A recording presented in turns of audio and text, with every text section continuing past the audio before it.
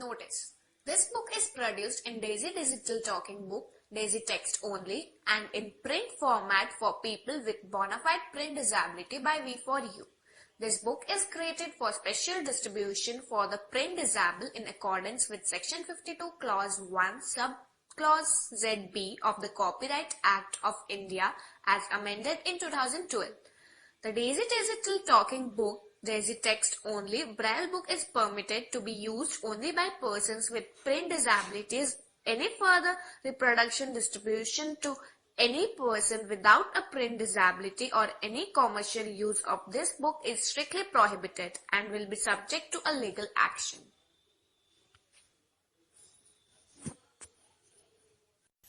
Vistas, Chapter 1, The Third Level, Page 1. The Third Level by Jack Finney. Before you read, have you ever had any curious experience which others find hard to believe? The story begins. The presidents of the New York Central and the New York, New Haven and Hartford railroads will swear on a stack of timetables that there are only two. But I say there are three because I've been on the third level of the Grand Central Station. Yes, I've taken the obvious step. I talked to a psychiatrist friend of mine, among others. I told him about the third level at Grand Central Station, and he said it was a walking dream wish fulfillment. He said I was unhappy. That made my wife kind of mad, but he explained that he meant the modern world is full of insecurity, fear, war, worry, and all the rest of it, and that I just want to escape. Well, who doesn't? Everybody I know wants to escape, but they don't wander down into any third level at Grand Central Station. But that's the reason, he said, and my friends all agreed. Everything points to it, they claimed. My stamp collecting, for example, that's a temporary refuge from reality. Well, maybe, but my grandfather didn't need any refuge from reality. Things were pretty nice and peaceful in his day, from all I hear, and he started my collection.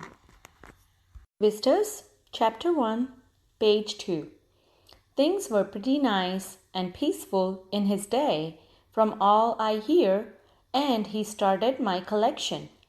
It's a nice collection too. Blocks of 4 of practically every US issue, first day covers, and so on.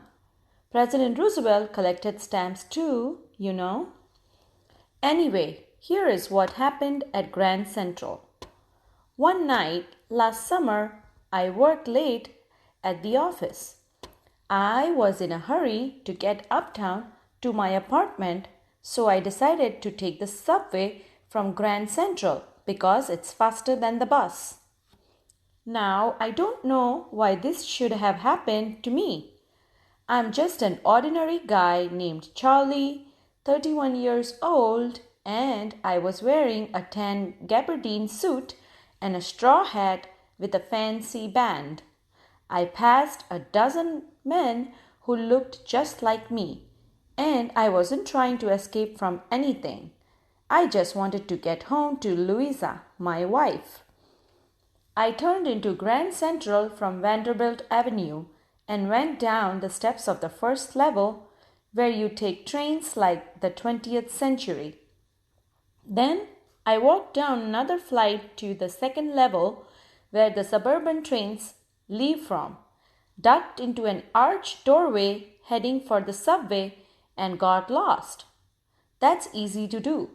I've been in and out of Grand Central hundreds of times, but I'm always bumping into new doorways and stairs and corridors. Once I got into a tunnel about a mile long and came out in the lobby of the Roosevelt Hotel. Another time, I came up in an office building on 46th Street, 3 blocks away. Sometimes I think Grand Central is growing like a tree, pushing out new corridors and staircases like roots. Vistas, Chapter 1, page 3. There is probably a long tunnel that nobody knows about, feeling its way under the city right now, on its way to Times Square, and maybe another to Central Park. And maybe because for so many people through the years, Grand Central has been an exit, a way of escape, maybe that's how the tunnel I got into. But I never told my psychiatrist friend about that idea. The corridor I was in began angling left and slanting downward, and I thought that was wrong, but I kept on walking. All I could hear was the empty sound of my own footsteps, and I didn't pass a soul. Then I heard that sort of hollow roar ahead that means open space and people talking. The tunnel turned sharp left. I went down a short flight of stairs and came out on the third level at Grand Central. For just a moment, I thought I was back on the second level, but I saw the room was smaller. There were fewer ticket windows and train gates, and the information booth in the center was wood and old looking. And the man in the booth wore a green eye shade and long black sleeve protectors. The lights were dim and sort of flickering. Then I saw why. They were open flame gaslights. Vistas, Chapter 1, page 4. There were brass spittoons on the floor, and across the station a glint of light caught my eye. A man was pulling a gold watch from his vest pocket. He snapped open the cover, glanced at his watch, and frowned. He wore a derby hat, a black four-button suit with tiny lapels, and he had a big black handlebar mustache. Then I looked around and saw that everyone in the station was dressed like 1890 something. I never saw so many beards, sideburns, and fancy mustaches in my life. A woman walked in through the train gate. She wore a dress with leg of mutton sleeves and skirt to the top of her high-button shoes.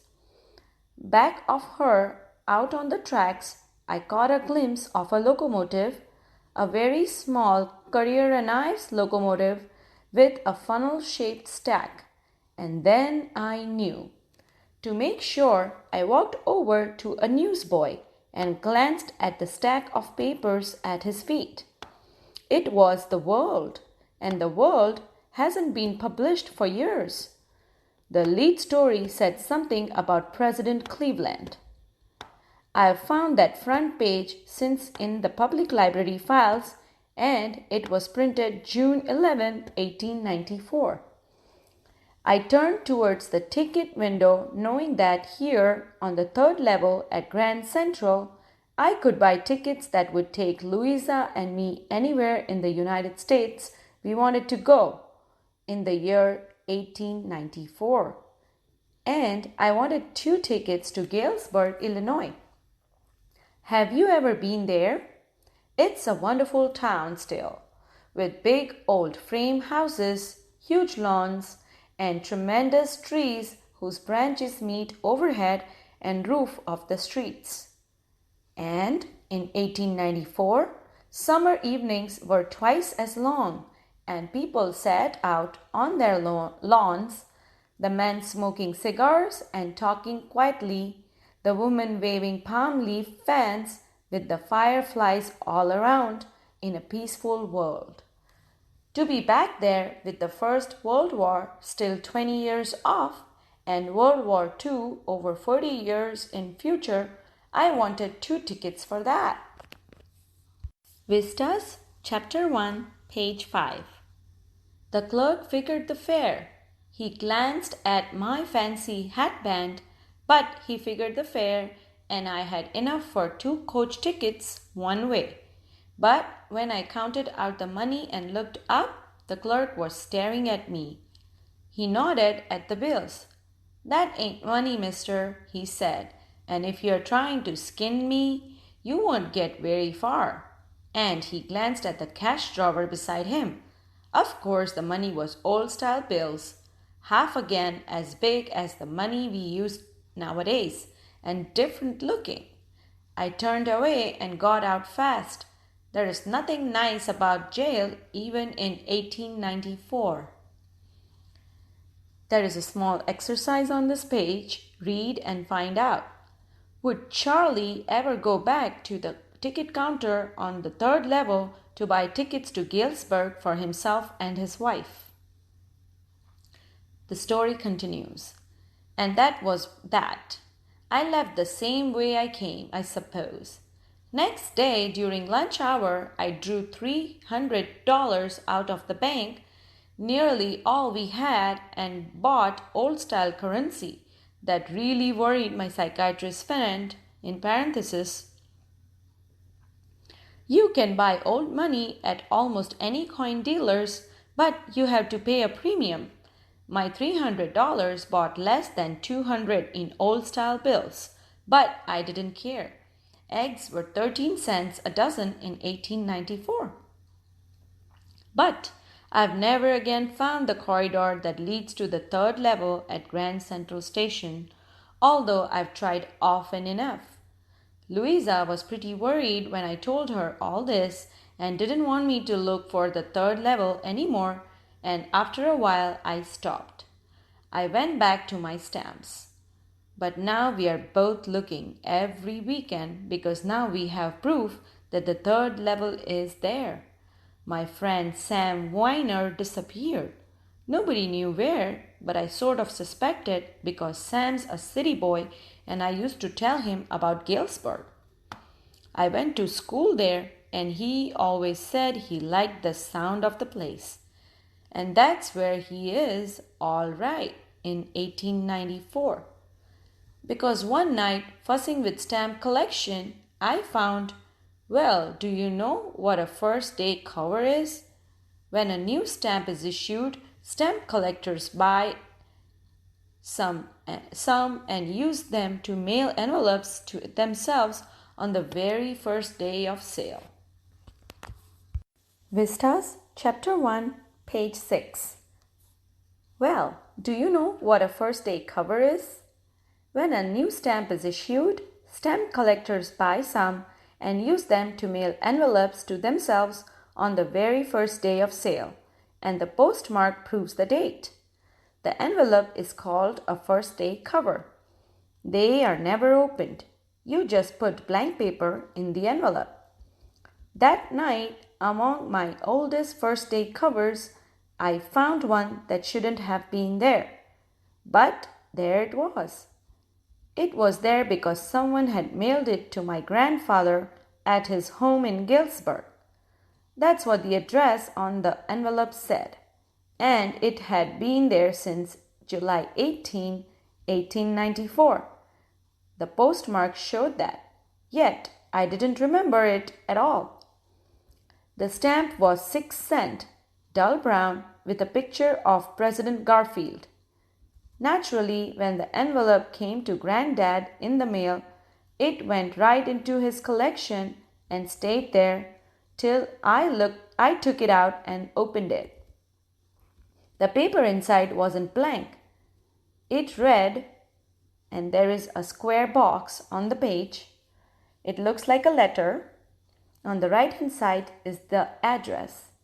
The address reads 941 Willard Street, Galesburg, Illinois, July 18, 1894. The letter is addressed to Charlie. It says, "Charlie, I got to wishing that you were right. Then I got to believing you were right. And Charlie, it's true. I found the 3rd level. I've been here 2 weeks, and right now Down the street at the Dolly's, someone is playing a piano, and they are all out on the front porch singing. Seeing Nellie's home, and I'm invited over for a lemonade. Come on back, Charlie and Louisa. Keep looking till you find the third level. It's worth it, believe me. The note is signed Sam. At the stamp and coin store I go to, I found out that Sam bought $800 worth of old style currency. That ought to set him up in a nice little hay, feed and grain business.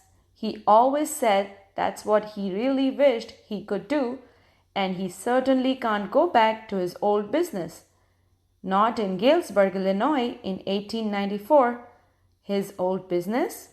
Why, Sam was my psychiatrist. The story ends. Vistas, Chapter 1, Page 7. Exercise. Reading with insight. There are 7 questions. Number 1. Do you think that the third level was a medium of escape for Charlie? Why? Number 2. What do you infer from Sam's letter to Charlie? Number 3.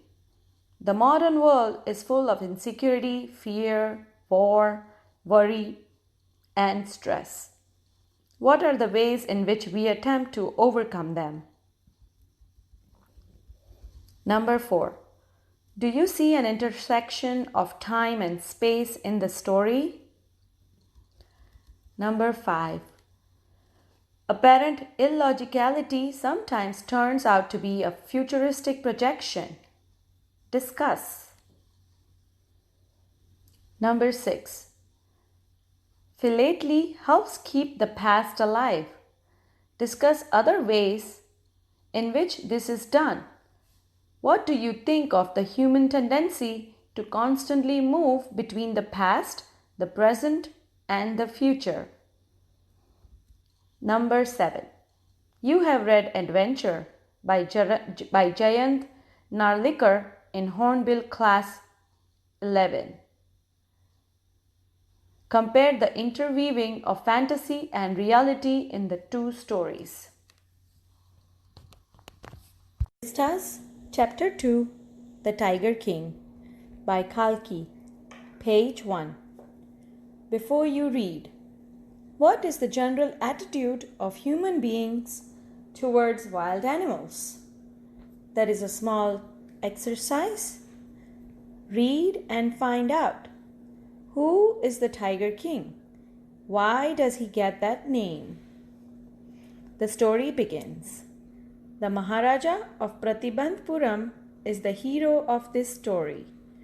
He may be identified as His Highness Jamidar General, Kiledar Major, Satavyagara Samhari, Maharaja Dhiraja, Vishwabhuvan Samrat, Sir Jilani Jang Bahadur, MAD, ACTC, or CRCK.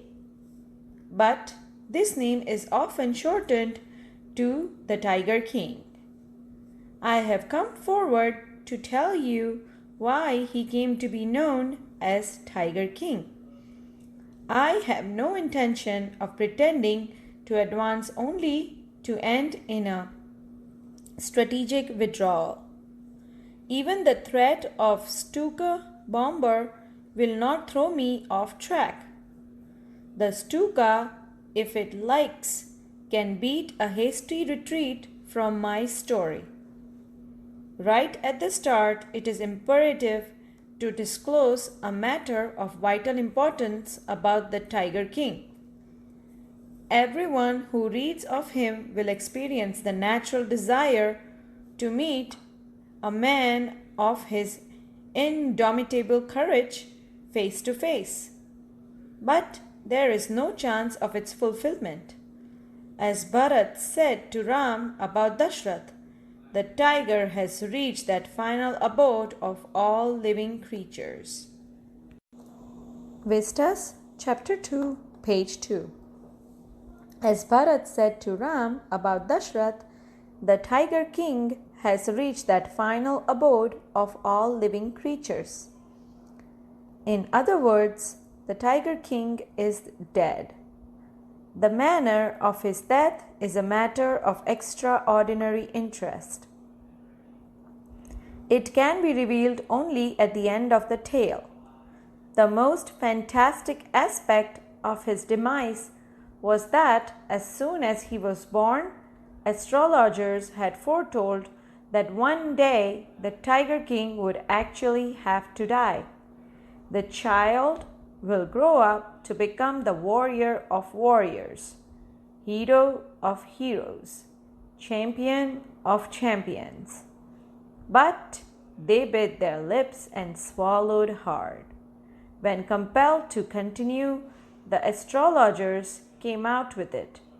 This is a secret which should not be revealed at all, and yet we are forced to speak out. The child born under this star will one day have to meet its death. At that very moment, a great miracle took place. An astonishing phrase emerged from the lips of the 10-day-old Jilani Jung Bahadur. O wise prophets! Everyone stood transfixed in stupefaction. They looked wildly at each other and blinked. O wise prophets! It was I who spoke. This time there were no grounds for doubt.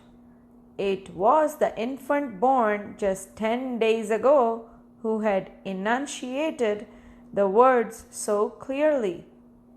The chief astrologer took off his spectacles and gazed intently at the baby. All those who are born will one day have to die. We don't need your predictions to know that. There would be some sense in it if you could tell us the manner of that death.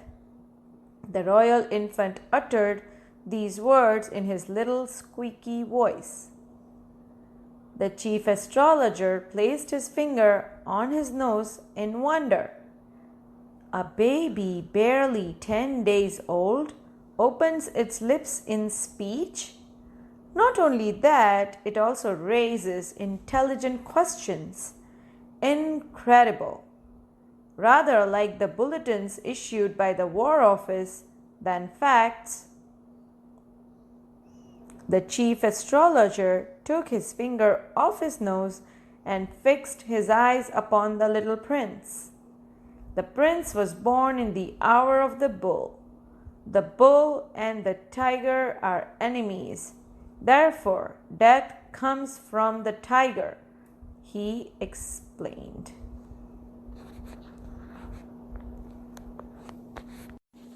Vistas, Chapter 2, page 3. You may think that Crown Prince Jung Bahadur was thrown into a quake when he heard the word tiger. That was exactly what did not happen. As soon as he heard it pronounced, the Crown Prince gave a deep growl. Terrifying words emerged from his lips. Let tigers beware.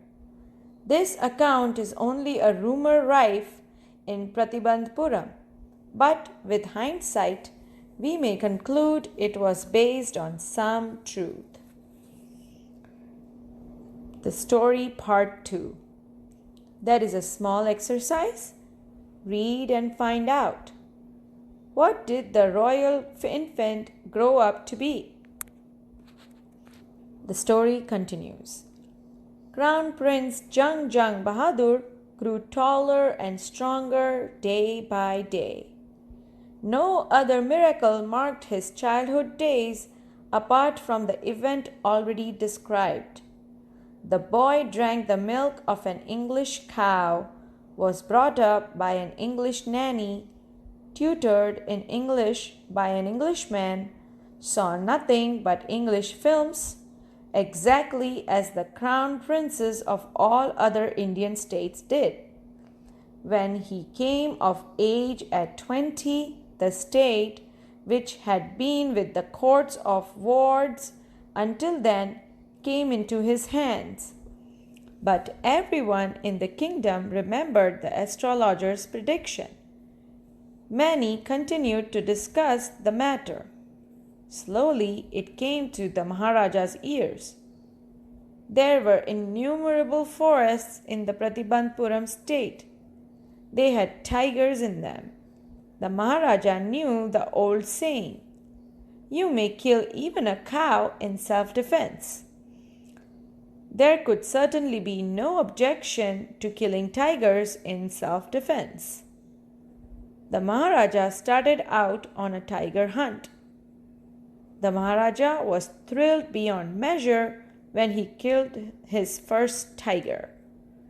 He sent for the state astrologer and showed him the dead beast. "What do you say now?" he demanded. "Your Majesty may kill 99 tigers in exactly the same manner, but," the astrologer drawled. "But what? Speak without fear. But you must be very careful with the 100th tiger."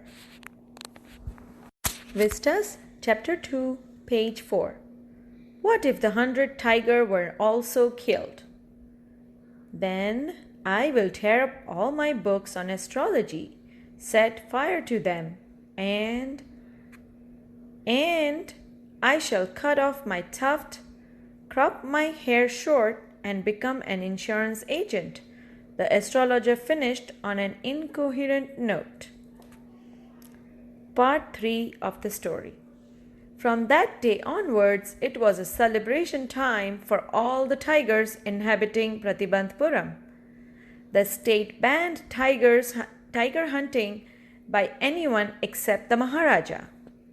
A proclamation was issued to the effect that if anyone dared to fling so much as a stone at a tiger, all his wealth and property would be confiscated. The Maharaja vowed he would attend to all other matters only after killing the 100 tigers.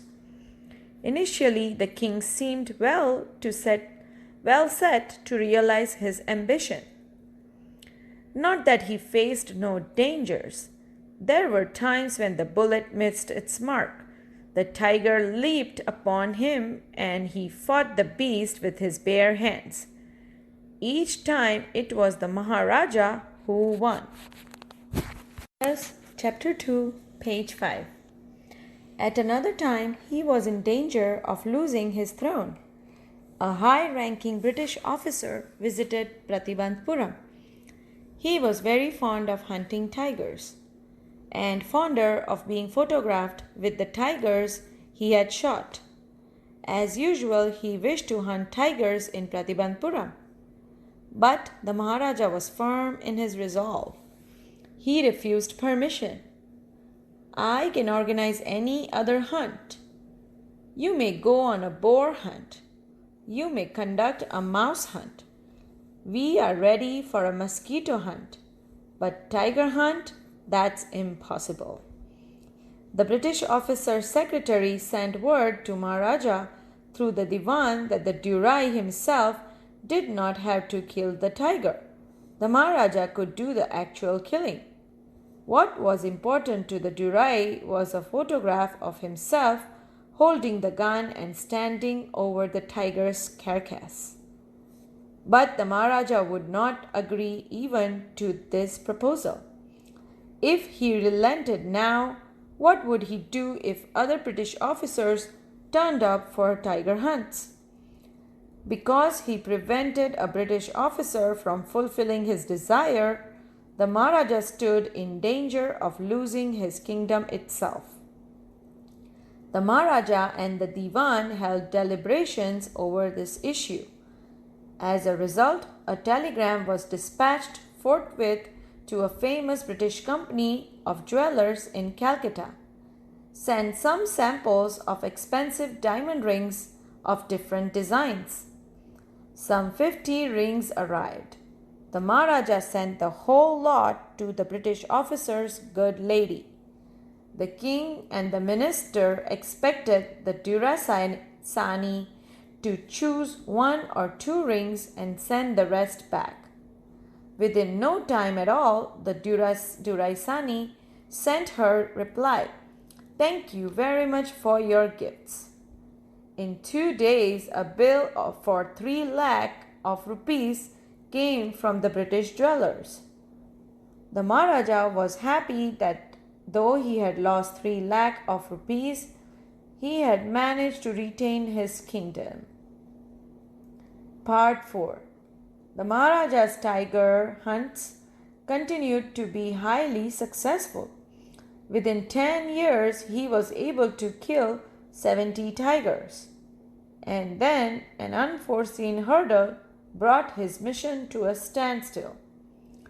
The tiger population became extinct in the forest of Pratibandpuram.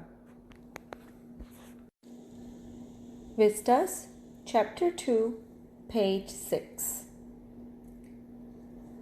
Who knows whether the tigers practiced bird control or committed harakiri, or simply ran away from the state because they desired to be shot by British hands alone?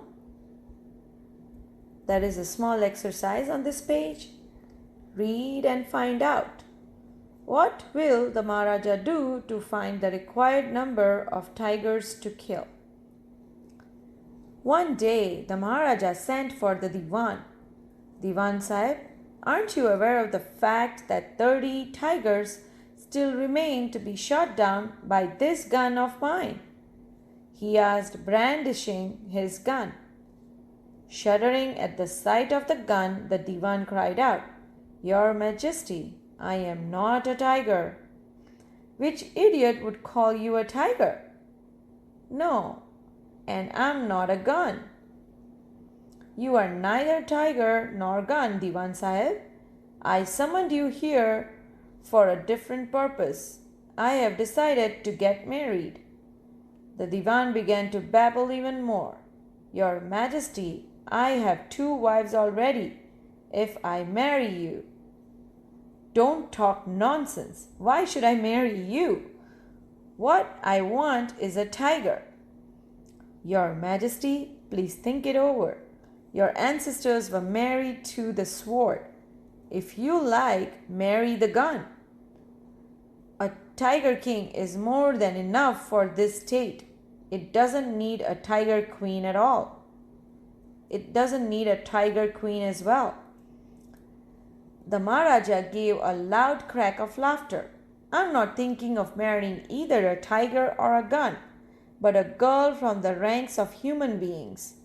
First, you may draw up statistics of tiger populations in the different native states. Next, you may investigate if there is a girl I can marry in the royal family of a state with a large tiger population." The Diwan followed his orders. He found the right girl from a state which possessed a large number of tigers. Maharaja Jang Bahadur killed 5 or 6 tigers each time he visited his father-in-law. In this manner, 99 tiger skins adorned the walls of the reception hall in the Pratibandpuram palace. Vistas, Chapter 2, page 7. There is a small exercise. Read and find out. How will the Maharaja prepare himself for the 100th tiger, which was supposed to decide his fate? Part 5 of the story continues. The Maharaja's anxiety reached a fever pitch when there remained just 1 tiger to achieve his tally of 100. He had this one thought during the day and the same dream at night. By this time, the tiger farms had run dry, even in his father-in-law's kingdom. It became impossible to locate tigers anywhere. Yet, only 1 more was needed. If he could kill just that one single beast, the Maharaja would have no fears left. He could give up tiger hunting altogether. But he had to be extremely careful with that last tiger. What had the late chief astrologer said? Even after killing 99 tigers, the Maharaja should beware of the 100th. True enough, the tiger was a savage beast after all. One had to be wary of it. But where was that 100th tiger to be found? It seemed easier to find tiger's milk than a live tiger. Thus the Maharaja was sunk in gloom. But soon came the happy news which dispelled that gloom. In his own state, sheep began to disappear frequently from a hillside village. It was first ascertained that this was not the work of Khadar Mian Sahib or Veerasamy Naikar, both famed for their ability to swallow sheep whole. Surely a tiger was at work. The villagers ran to inform the Maharaja. The Maharaja announced a 3-year exemption from all taxes for that village and set out on the hunt at once. The tiger was not easily found. It seemed as if it had wantonly hid itself in order to flout the Maharaja's will. The Maharaja was equally determined. He refused to leave the forest until the tiger was found. As the days passed, the Maharaja's fury and obstinacy mounted alarmingly. Many officers lost their jobs. One day, when his rage was at its height, the Maharaja called the Diwan and ordered him to double the land tax forthwith. Vistas, Chapter 2, page 8. The people will become discontented. Then our state too will fall a prey to the Indian National Congress. In that case, you may resign from your post, said the king. The Diwan went home convinced that if the Maharaja did not find the tiger soon, the result could be catastrophic. He felt life returning to him only when he saw the tiger, which had been brought from the People's Park in Madras and kept hidden in his house. At midnight, when the town slept in peace, the Diwan and his aged wife dragged the tiger to the car and shoved it into the seat. The Diwan himself drove the car straight to the forest where the Maharaja was hunting. When they reached the forest, the tiger launched its satyagraha and refused to get out of the car. The Diwan was thoroughly exhausted in his efforts to haul the beast out of the car and push it down to the ground. On the following day, the same old tiger wandered into Maharaja's presence and stood as if in humble supplication. Master, what do you command of me? It was with boundless joy that the Maharaja took careful aim at the beast. The tiger fell in a crumbled heap. I have killed the 100th tiger. My vow has been fulfilled. The Maharaja was overcome with elation.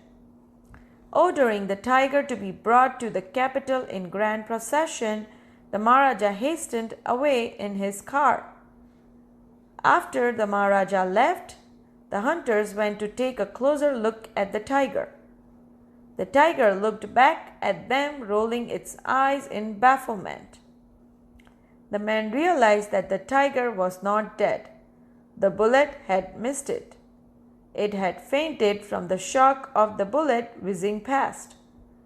The hunters wondered what they should do. They decided that the Maharaja must not come to know that he had missed his target. If he did, they could lose their jobs. One of the hunters took aim from a distance of 1 foot and shot the tiger. This time he killed it without missing his mark. There is a small exercise on this page. Read and find out. What will now happen to the astrologer? Do you think the prophecy was indisputably disproved?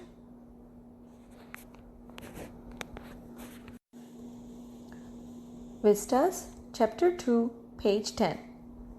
Then, as commanded by the king, the dead tiger was taken in procession through the town and buried. A tomb was erected over it. A few days later, the Maharaja's son's third birthday was celebrated. Until then, the Maharaja had given his entire mind over to the tiger hunting. He had had no time to spare for the crown prince. But now the king returned his attention to the child. He wished to give him some special gift on his birthday.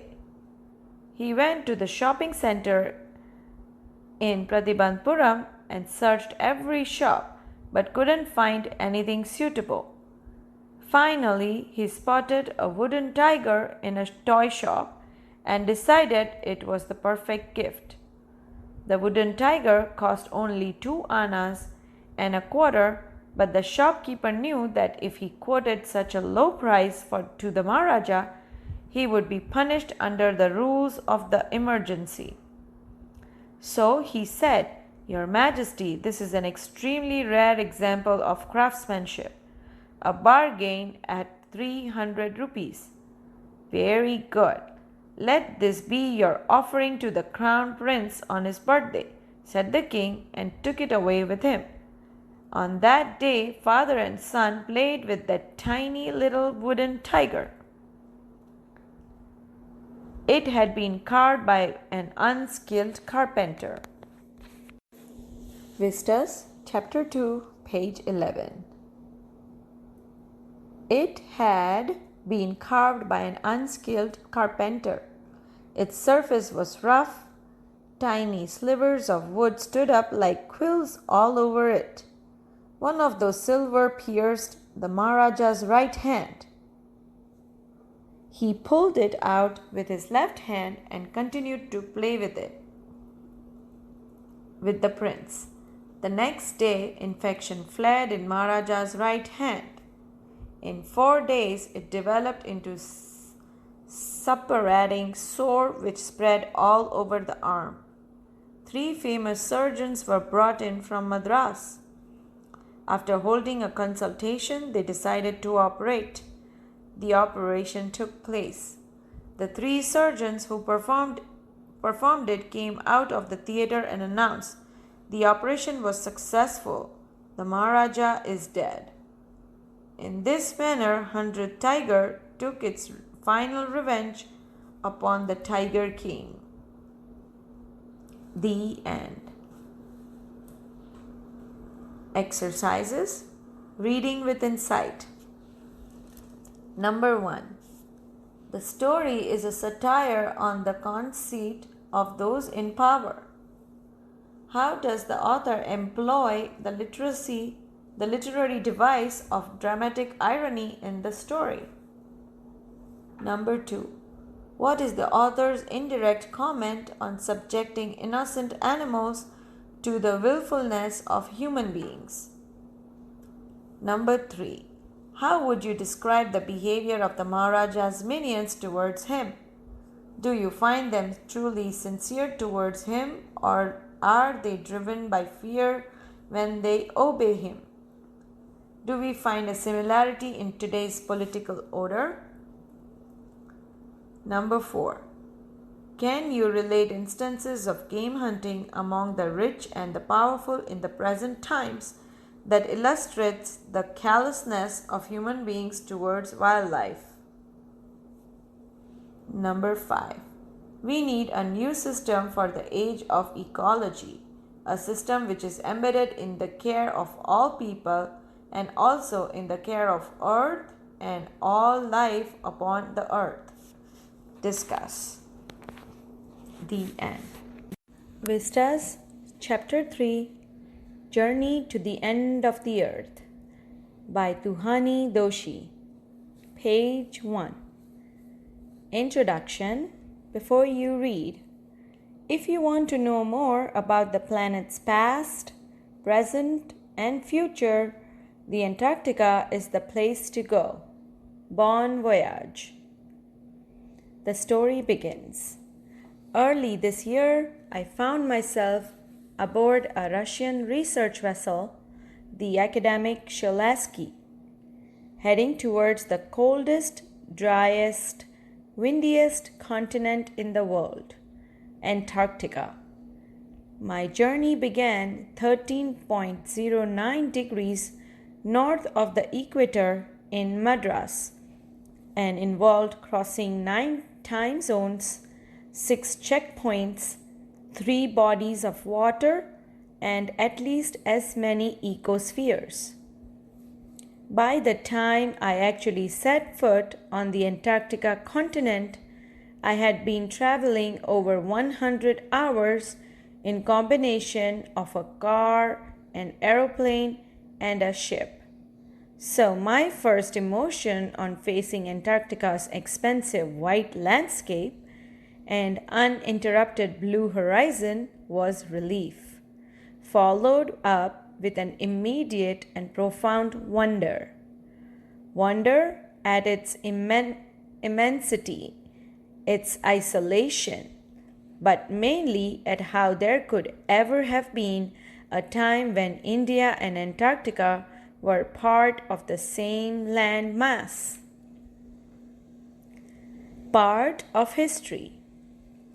650 million years ago, a giant amalgamated southern supercontinent, Gondwana, did indeed exist, centered roughly around the present-day Antarctica. Vistas, Chapter 3, Page 2. Things were different then. Humans hadn't arrived on the global scene, and the climate was much warmer, hosting a huge variety of flora and fauna. For 500 million years, Gondwana thrived, but around the time when the dinosaurs were wiped out and the age of the mammals got underway, the land mass was forced to separate into countries, shaping the globe much as we know it today. There is a small exercise. Read and find out. How do geological phenomena help us to know about the history of humankind? The story continues.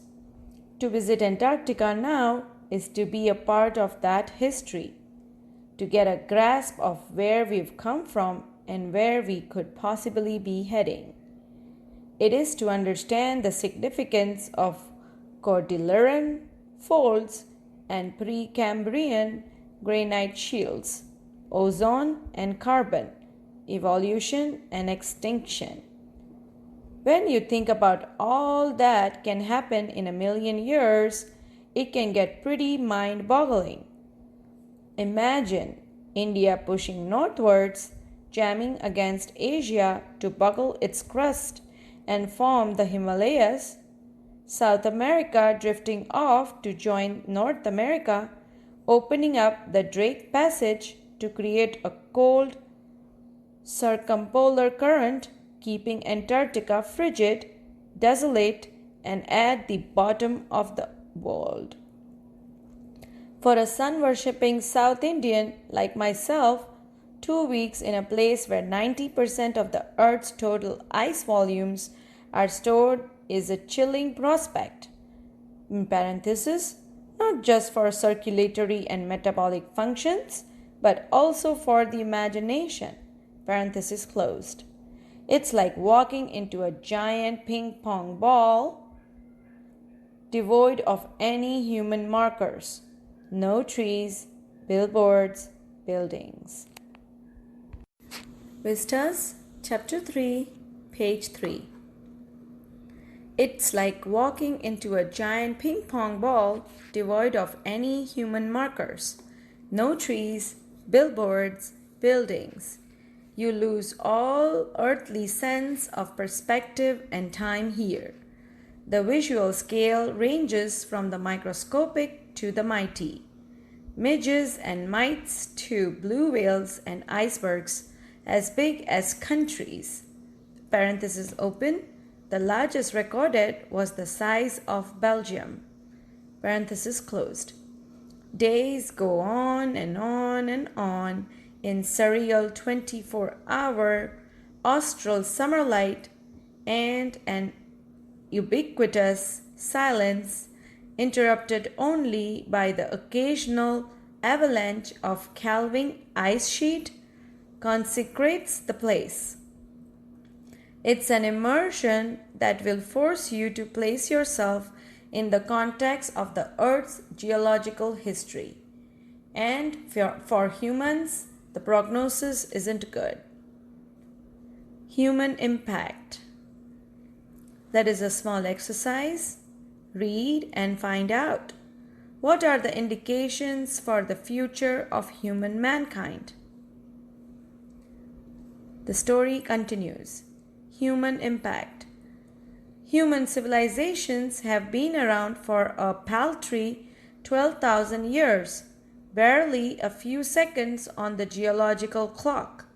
In that short amount of time, we've managed to create quite a ruckus, etching our dominance over nature with our villages, towns, cities, megacities. The rapid increase of human populations has left us battling with other species for limited resources, and the unmitigated burning of fossil fuels has now created a blanket of carbon dioxide around the world, which is slowly but surely increasing the average global temperature. Climate change is one of the most hotly contested environmental debates of our time. Will the West Antarctic ice sheet melt entirely? Will the Gulf Stream ocean current be disrupted? Will it be the end of the world as we know it? Maybe, maybe not. Either way, Antarctica is a crucial element in this debate, not just because it's the only place in the world which has never sustained a human population and therefore remains relatively pristine in this respect, but more importantly, because it holds in its ice cores 500,000-year-old carbon records trapped in its layers of ice. If we want to study and examine the Earth's past, present, and future, Antarctica is the place to go. Vistas, Chapter 3, page 4. Students on Ice, the program I was working with on the Shokaski, aims to do exactly this by taking high school students to the end of the world and providing them with inspirational educational opportunities which will help them foster a new understanding and respect for our planet. It's been in operation for 6 years now, headed by Canadian Geoff Green, who got tired of courting celebrities and retired rich curiosity seeker who could only give back in a limited way. With Students on Ice, he offers the future generation of policymakers a life-changing experience at an age where they are ready to absorb, learn, and most importantly, act. The reason the program has been so successful is because it's impossible to go anywhere near the South Pole and not be affected by it.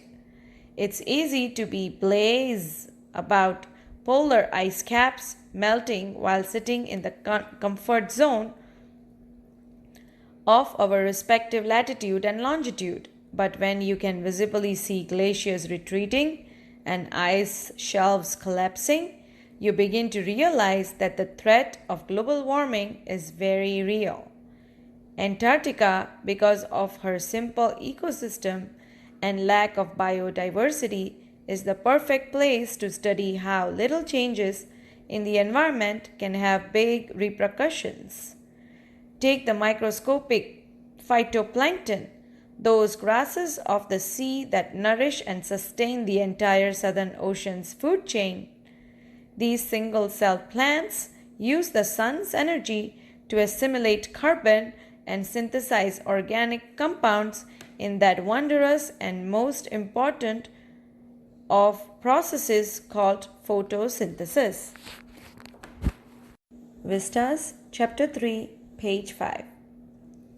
Scientists warn that a further depletion in the ozone layer will affect the activities of phytoplankton, which in turn will affect the lives of all the marine animals and birds of the region and the global carbon cycle. In the parable of the phytoplankton, there is a great metaphor for existence.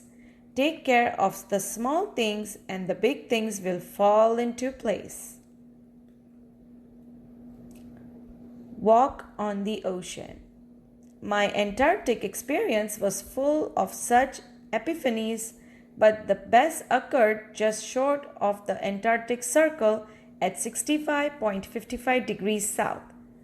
The Shokaskis had managed to wedge herself into a thick white stretch of ice between the peninsula and Tadpole Island, which was preventing us from going any further. The captain decided we were going to turn around and head back north, but before we did, we were all instructed to climb down the gangplank and walk on the ocean. So there we were, all 52 of us, kitted out in Gore-Tex and glares, walking on a stark whiteness that seemed to spread out forever. Underneath our feet was a meter-thick ice pack, and underneath that, 180 meters of living, breathing salt water. In the periphery, crab-eater seals were stretching and sunning themselves on ice floes, much like stray dogs will do under the shade of a banyan tree. It was nothing short of a revelation. Everything does indeed connect. 9 time zones, 6 checkpoints, 3 bodies of water, and many ecospheres later, I was still wondering about the beauty of balance in play on our planet. How would it be if Antarctica were to become the warm place that it once used to be? Will we be around to see it, or would we have gone the way of the dinosaurs, mammoths, and woolly rhinos? Who is to say? But after spending 2 weeks with a bunch of teenagers who still have the idealism to save the world, all I can say is that a lot can happen in a million years, but what a difference a day makes. Vistas, Chapter 3, page 6. Exercise. Reading with insight. There are 4 points. Number 1. The world's geological history is trapped in Antarctica. How is the study of this region useful to us?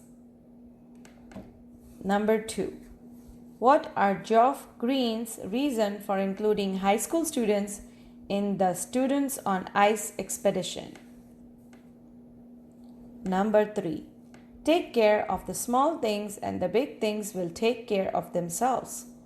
What is the relevance of this sentence in the context of the Antarctica environment?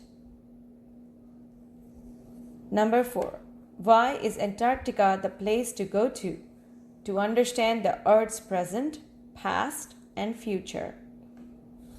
The end. Vistas, Chapter 4, page 1. The Enemy by Pearl S. Buck. Before you read, it is the time of the World War. An American prisoner of war is washed ashore in a dying state and is found at the doorstep of a Japanese doctor. Should he save him as a doctor or hand him over to the army as a patriot? There is a small exercise on this page. Read and find out. Who was Dr. Sadao? Where was his house? The story begins. Dr. Sadao Hoki's house was built on a spot off the Japanese coast where, as a boy, he had often played. The low square stone house was set up upon rocks well above a narrow beach that was outlined with bent pines.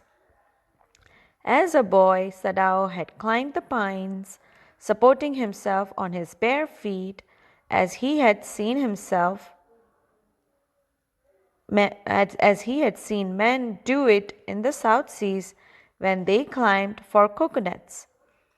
His father had taken him often to the island of those seas, and never had he failed to say to the little brave boy at his side, "Those islands yonder, they are the stepping stones to the future of Japan." "Where shall we step from them?" Sadao had asked seriously. "Who knows?" his father had answered. "Who can limit our future? It depends on what we make it." Vistas, Chapter 4, page 2. Sadao had taken this into his mind as he did everything his father said. His father, who never joked or played with him, but who spent infinite pains upon him, who was his only son. Sadao knew that his education was his father's chief concern. For this reason, he had been sent at 22 to America to learn all that could be learned of surgery and medicine. He had come back at 30, and before his father died, he had seen Sadao become famous not only as a surgeon but as a scientist. Because he was perfecting a discovery which would render wounds entirely clean, he had not been sent abroad with the troops. Also, he knew there was some slight danger that the old general might need an operation for a condition for which he was now being treated medically, and for this possibility, Sadao was being kept in Japan.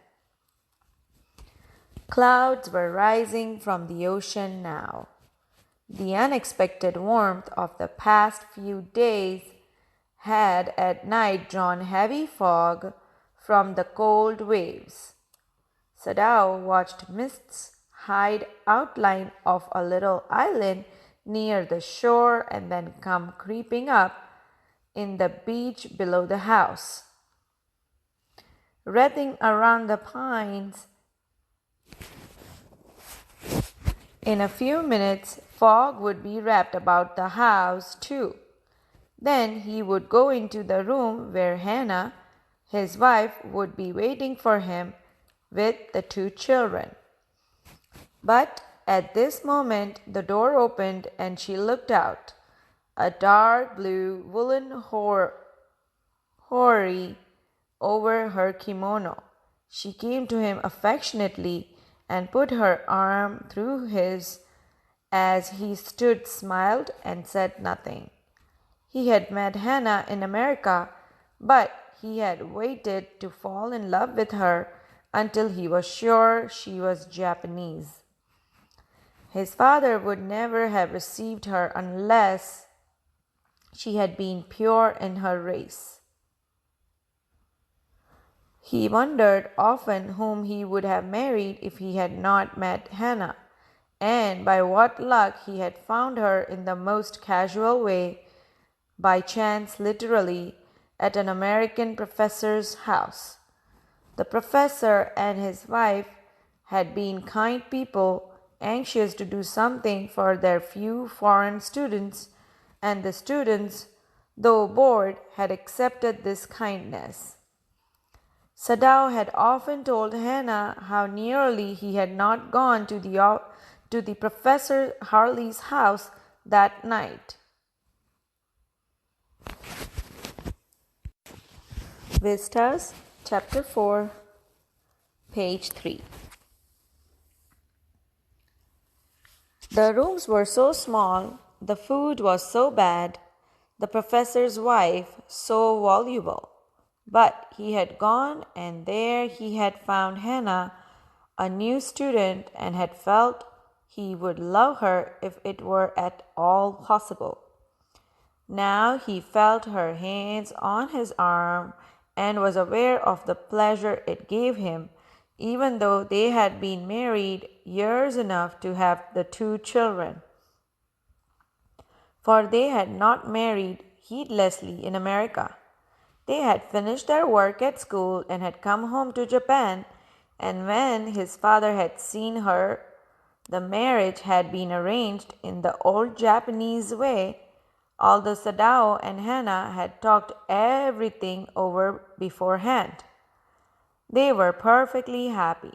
She laid her cheek against his arm. It was at this moment that both of them saw something black come out of the mists. It was a man. He was flung up out of the ocean, flung, it seemed, to his feet by a breaker. He staggered a few steps, his body outlined against the mist, his arms above his head. Then the curled mist hid him again. "Who is that?" Hannah cried. She dropped Sadao's arm and they both leaned over the railing of the veranda. Now they saw him again. The man was on his hands and knees, crawling. Then they saw him fall on his face and lie there. "A fisherman, perhaps," Sadao said, "washed from his boat." He ran quickly down the steps and behind him came Hannah, her white sleeves flying. Vistas, Chapter 4, page 4. A mile or 2 away on either side there were fishing villages, but here was only the bare and lonely coast, dangerous with rocks. The surf beyond and the beach was spiked with rocks. Somehow the man had managed to come through them. He must be badly torn. They saw when they came towards him that indeed it was so. The sand on one side of him had already a stain of red soaking through.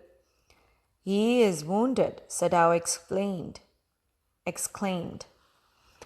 He made haste to the man who lay motionless, his face in the sand.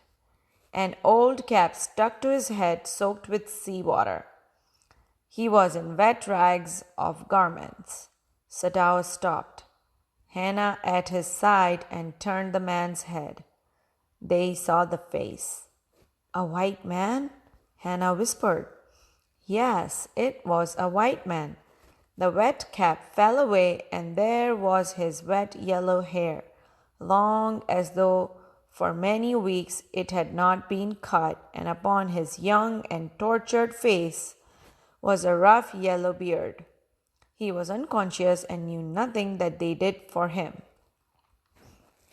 Now Sadao remembered the wound, and with his expert fingers he began to search for it.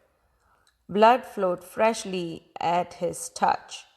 On the right side of his lower back, Sadao saw that a gun wound had been reopened. The flesh was blackened with powder. Sometime, not many days ago, the man had been shot and had not been tended. It was bad chance that the rock had struck the wound. "Oh, how he is bleeding," Hannah whispered again in a solemn voice. The mist screened them now completely, and at this time of the day no one came by. The fisherman had gone home, and even the chance beachcombers would have considered the day at an end. "What shall we do with this man?" Sadao muttered. But his trained hands seemed of their own will to be doing what they could to stanch the fearful bleeding. Vistas, Chapter 4, page 5. He packed the wound with the sea moss that strewed the beach. The man moaned with pain in his stupor, but he did not awaken. The best thing that we could do would be to put him back in the sea, Sadao said, answering himself. Now that the bleeding was stopped for the moment, he stood up and dusted the sand from his hands. Yes, undoubtedly that would be best, Hannah said steadily. But she continued to stare down at the motionless man. If we sheltered a white man in our house, we should be arrested, and if we turned him over as a prisoner, he would certainly die, Sadao said. The kindest thing would be to put him back into the sea, Hannah said. But neither of them moved. They were staring with a curious repulsion upon the inert figure. What is he? Hannah whispered. There is something about him that looks American, Sadao said. He took up the battered cap. Yes, there, almost gone, was the faint lettering. A sailor, he said, from an American warship. He spelled it out. U.S. Navy. The man was a prisoner of war. He has escaped, Hannah cried softly, and that is why he is wounded. In the back, Sadao agreed. They hesitated, looking at each other. Then Hannah said with resolution, Come, we were able to put him back into the sea. Come, are we able to put him back into the sea? If I am able, are you? Sadao asked. No, Hannah said. But if you can do it alone, Sadao hesitated again. The strange thing is, he said, that if the man were whole, I could turn him over to the police without difficulty. I care nothing for him. He is my enemy. All Americans are my enemy, and he is only a common fellow. You see how foolish his face is? But since he is wounded, you cannot throw him back to the sea, Hannah said. Then there is only one thing to do. We must carry him into the house. But the servants? Sadao inquired. Vistas, Chapter 4, page 6. We must simply tell them that we intend to give him to the police, as indeed we must, Sadao. We must think of the children and your position. It would endanger all of us if we did not give this man over as a prisoner of war. Certainly, Sadao agreed. I would not think of doing anything else. Thus agreed, together they lifted the man. He was very light, like a fowl that had been half-starved for a long time, until it is only feathers and skeleton. So his arms hanging, they carried him up the steps and into the side door of the house. This door opened into a passage, and down the passage they carried the man towards an empty bedroom. It had been the bedroom of Sadao's father, and since his death it had not been used. They laid the man on the deeply matted floor. Everything here had been Japanese to please the old man, who would never in his own home sit on a chair or sleep in a foreign bed. Hannah went to the wall cupboard and slid back a door and took out a soft quilt. She hesitated. The quilt was covered with flowered silk, and the lining was pure white silk. He is so dirty, she muttered in distress. Yes, he had better be washed, Sadao agreed. If you will fetch hot water, I will wash him. I cannot bear for you to touch him, she said. We shall have to tell the servants he is here. I will tell Yumi now. She can leave the children for a few minutes and she can wash him.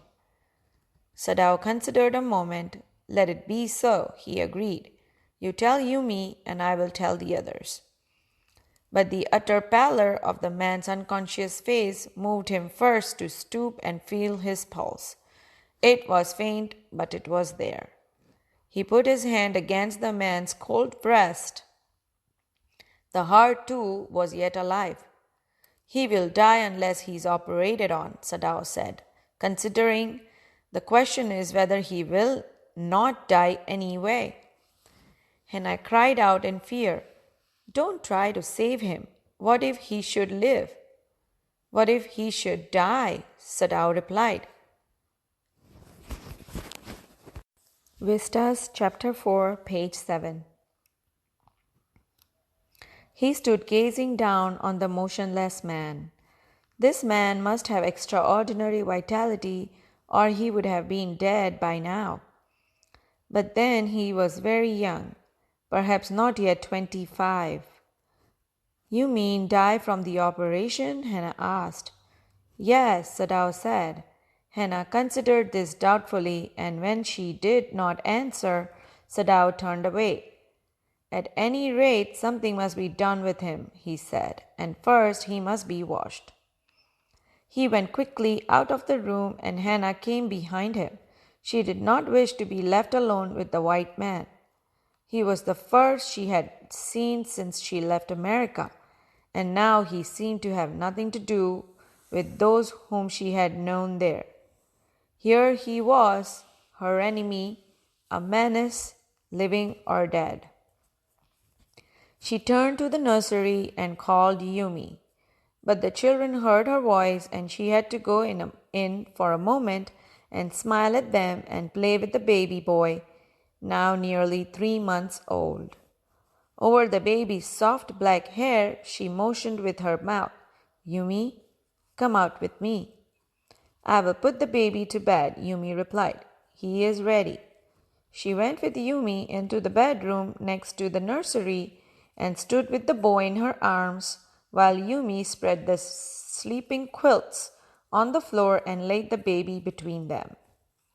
Then Hannah led the way quickly and softly to the kitchen. The two servants were frightened at what their master had just told them. The old gardener, who was also a house servant, pulled the few hairs on his upper lips. "The master ought not to heal the wound of this white man," he said bluntly to Hannah. "The white man ought to die. First he was shot, then the sea caught him and wounded him with her rocks. If the master heals what the gun did and what the sea did, they will take revenge on us." "I will tell him what you say," Hannah replied courteously. But she herself was also frightened, although she was not superstitious as the old man was. Vistas, chapter 4, page 8. Could it ever be well to help an enemy?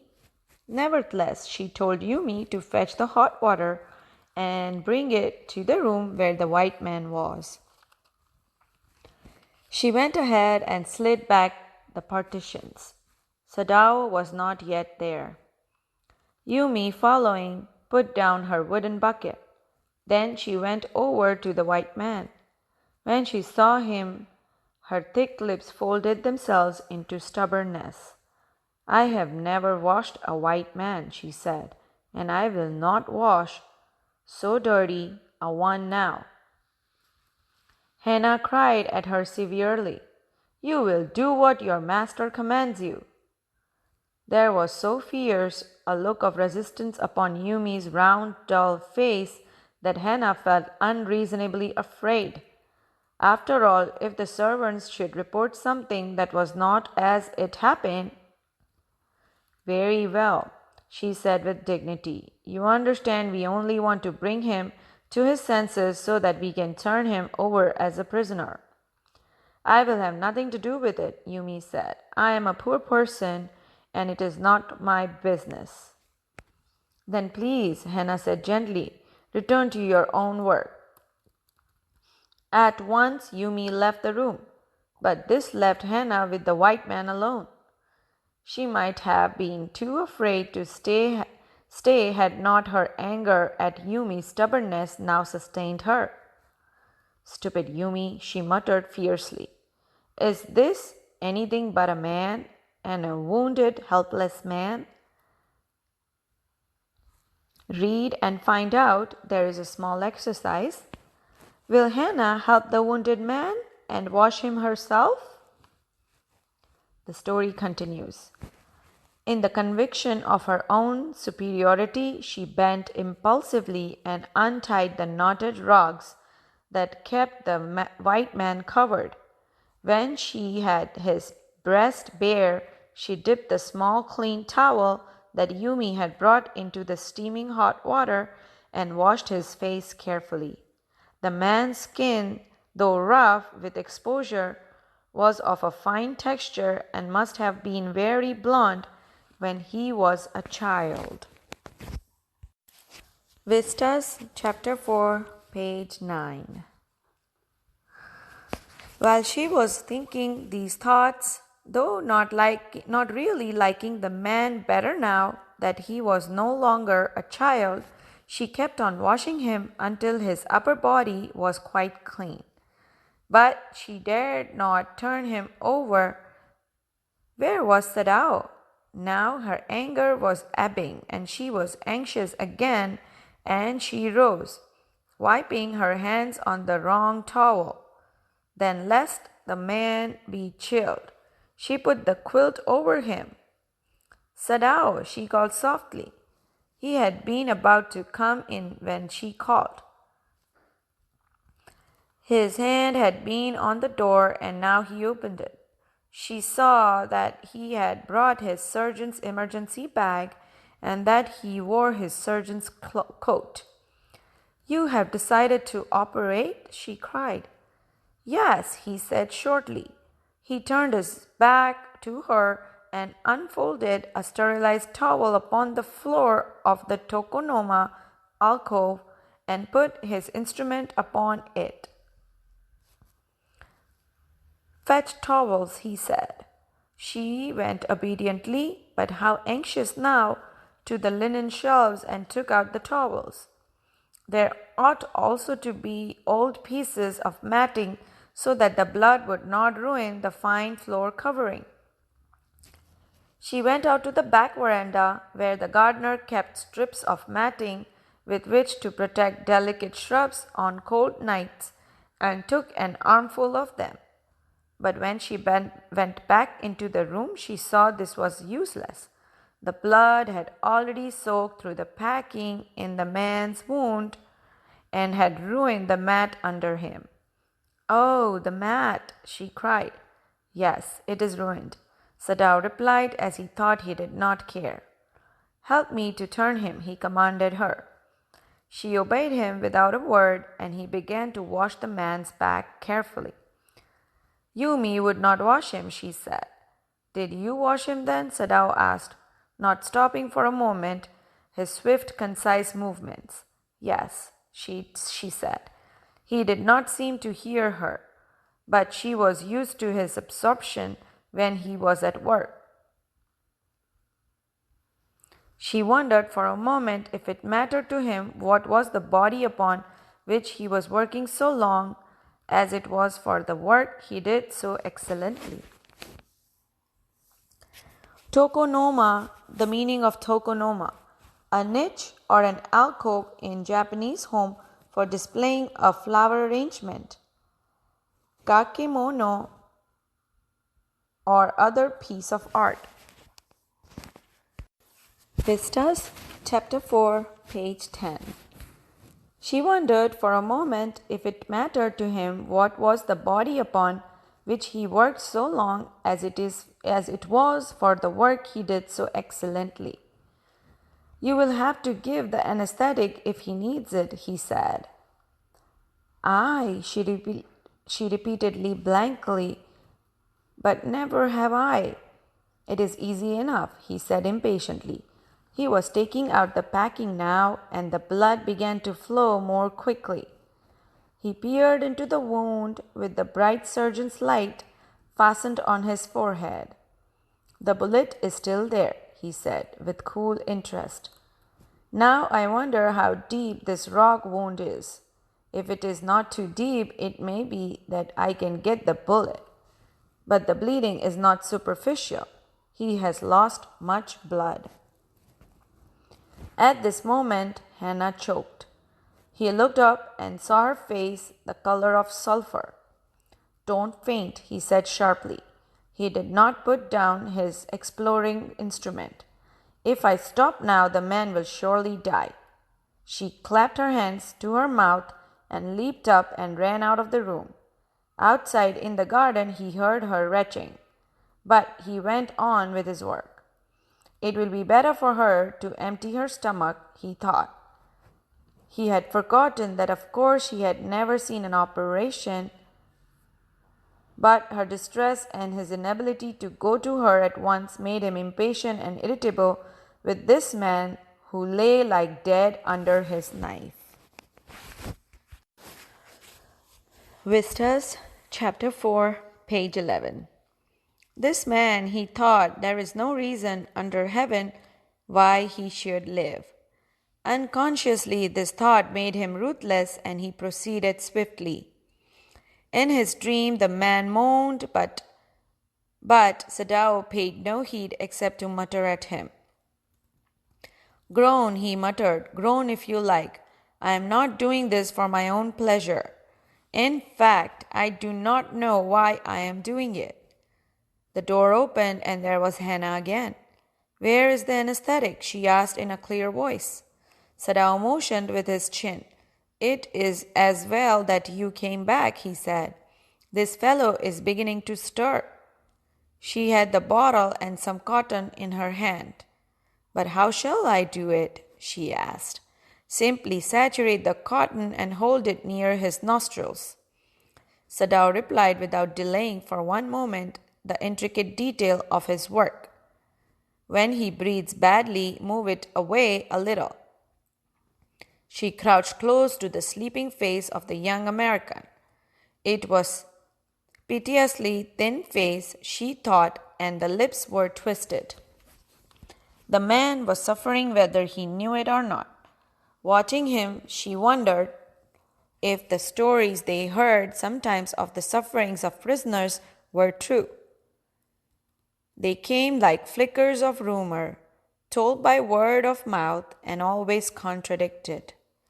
In the newspapers, the reports were always that wherever the Japanese armies went, the people received them gladly with cries of joy at their liberation.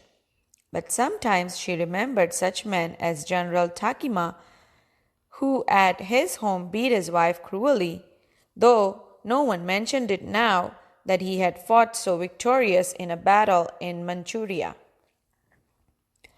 If a man like that could be so cruel to a woman in his power, would he not be cruel to one like this, for instance? She hoped anxiously that this young man had not been tortured. It was at this moment that she observed deep red scars on his neck just under the ear. Those scars, she muttered, lifting her eyes to Sadao, but he did not answer. At this moment he felt the tip of his instrument strike against something hard, dangerously near the kidney. Vistas, chapter 4, page 12. All thought left him. He felt only the purest pleasure. He probed with his fingers, delicately familiar with every atom of this human body. His old American professor of anatomy had seen to that knowledge. Ignorance of the human body is the surgeon's cardinal sin. Sirs, he had thundered at his classes year after year. To operate without as complete knowledge of the body as if you had made it, anything less than that is murder. It is not quite at the kidney, my friend, Sadao murmured. It was his habit to murmur to the patient when he forgot himself in an operation. My friend, he always called his patients, and so now he did, forgetting that this was his enemy. Then quickly, with the cleanest and most precise of incisions, the bullet was out. The man quivered, but he was still unconscious. Nevertheless, he muttered a few English words. Guts, he muttered, choking. They got my guts. Sadao, Sadao, Hannah cried sharply. Hush, Sadao said. The man sank again into silence so profound that Sadao took up his wrist, hating the touch of it. Yes, there was still a pulse so faint, so feeble, but enough, if he wanted the man to live to give hope.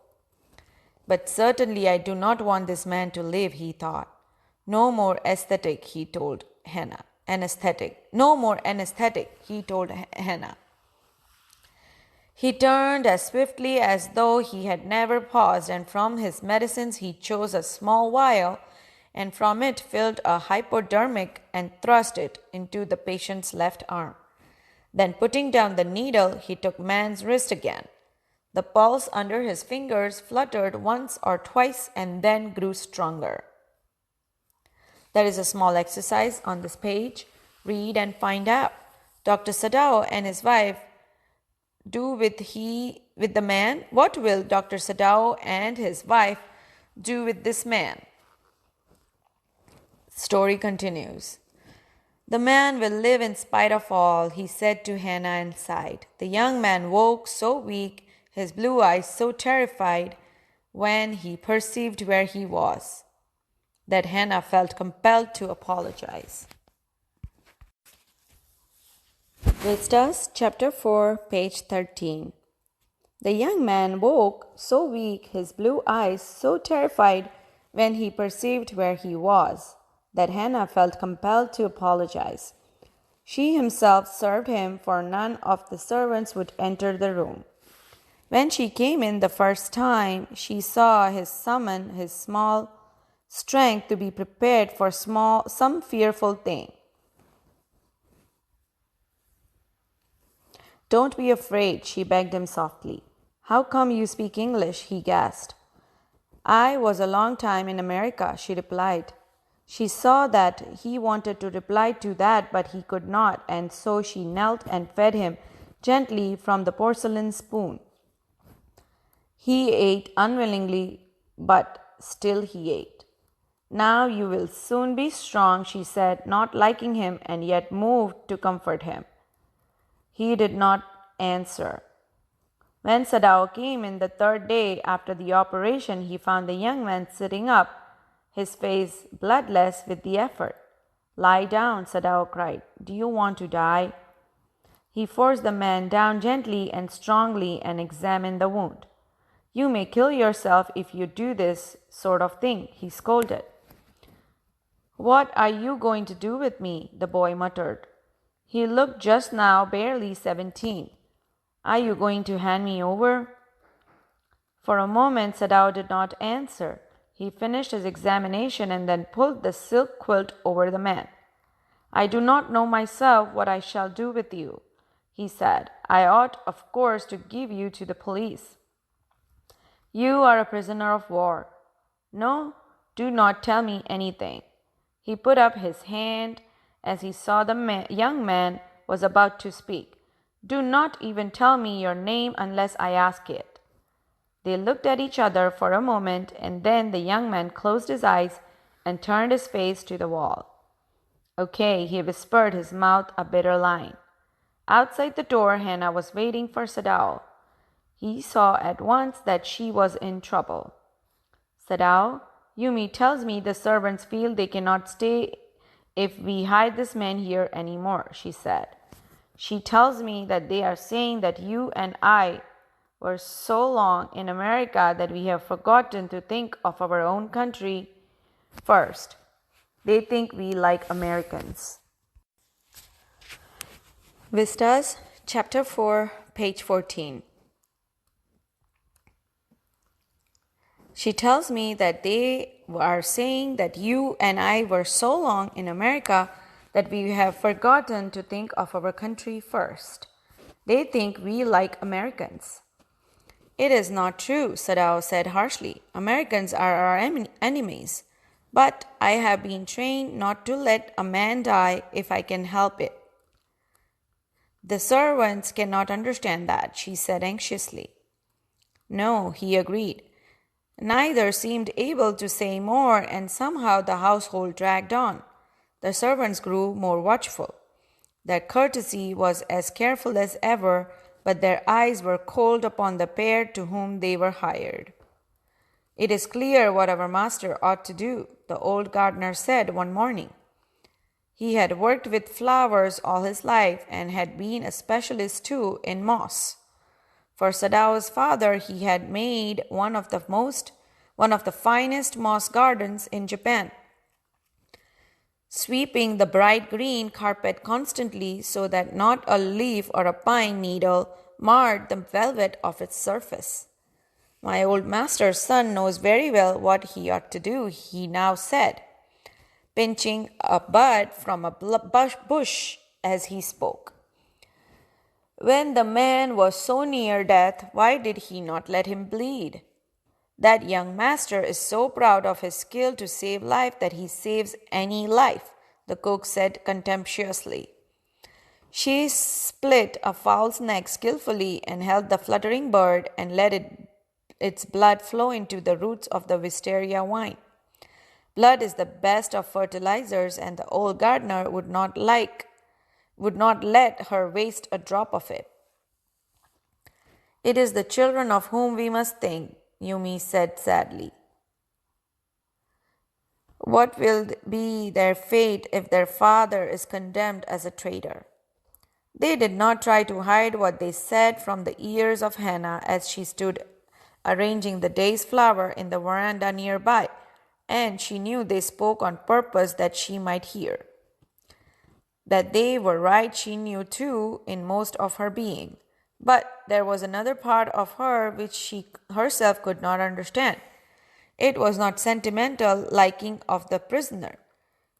She had come to think of him as a prisoner. She had not liked him even yesterday when he had said in his impulsive way. Chapter 4, page 15. The Enemy. She had not liked him even yesterday when he said in his impulsive way, "Anyway, let me tell you that my name is Tom." She had only bowed her little distant bow. She saw hurt in his eyes, but she did not wish to assuage it. Indeed, he was a great trouble in this house. As for Sadao, every day he examined the wound carefully. The last stitches had been pulled out this morning, and the young man would in a fortnight be nearly as well as ever. Sadao went back to his office and carefully typed a letter to the chief of police reporting the whole matter. On the 21st day of February, an escaped prisoner was washed up on the shore in front of my house. So far he typed, and then he opened a secret drawer of his desk and put the unfinished report into it. On the 7th day after that, two things happened. In the morning, the servants left together, their belongings tied in large square cotton kerchiefs. When Hannah got up in the morning, nothing was done. The house not cleaned and the food not prepared, and she knew what it meant. She was dismayed and even terrified, but her pride as a mistress would not allow her to show it. Instead, she inclined her head gracefully when they appeared before her in the kitchen, and she paid them off and thanked them for all that they had done for her. They were crying, but she did not cry. The cook and the gardener had served Sadao since he was a little boy in his father's house, and Yumi cried because of the children. She was so grieving that after she had gone, she ran back to Hannah. If the baby misses me too much tonight, send for me.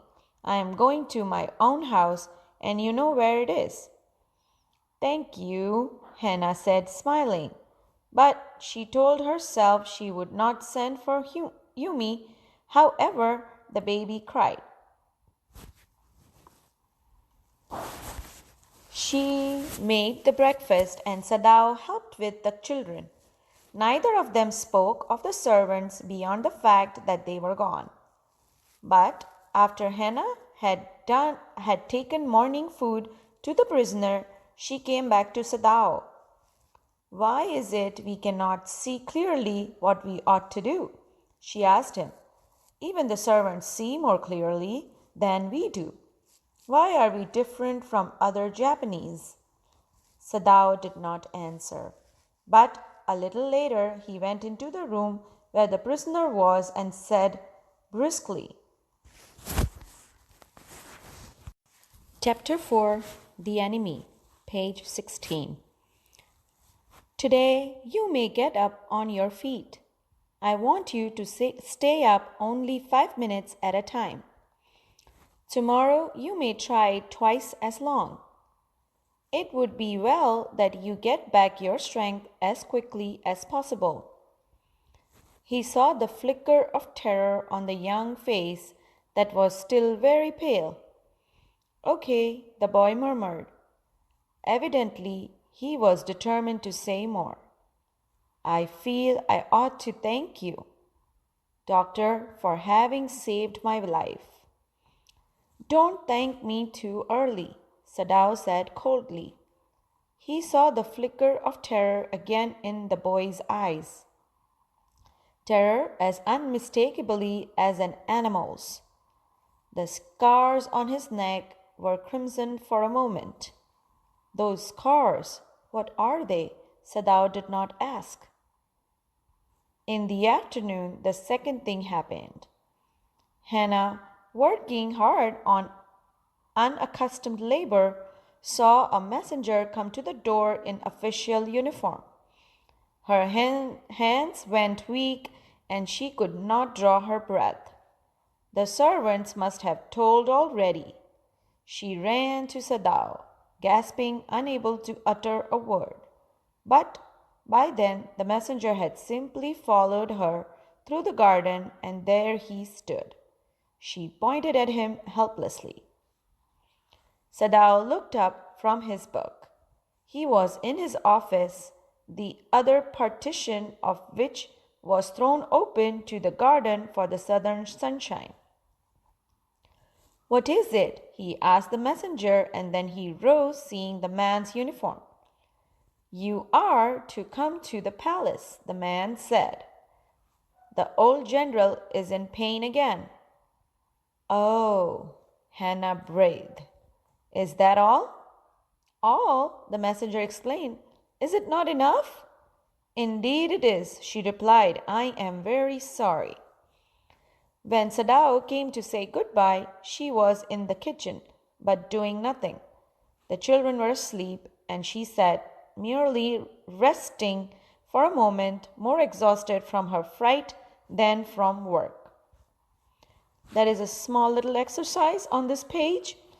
Read and find out. Will Dr. Sadao be arrested on the charge of harboring an enemy? Chapter 4 The Enemy, page 17. I thought they had come to arrest you, she said. He gazed down into her anxious eyes. I must get rid of this man for your sake, he said in distress. Somehow I must get rid of him. Parenthesis open. Sadao goes to see the general. Parenthesis closed. Of course, the general said weakly. I understand fully, but that is because I once took a degree in Princeton. So few Japanese have. I care nothing for the man, Excellency, Sadao said, but having operated on him with such success. Yes, yes, the general said. It only makes me feel you more dispensable to me. Evidently, you can save anyone. You are so skilled. You say you think I can stand one more such attack as I have had today? Not more than one, Sadao said. Then certainly I can allow nothing to happen to you, the general said with anxiety. His long, pale Japanese face became expressionless, which meant that he was indeed thought. You cannot be arrested, the general said, closing his eyes.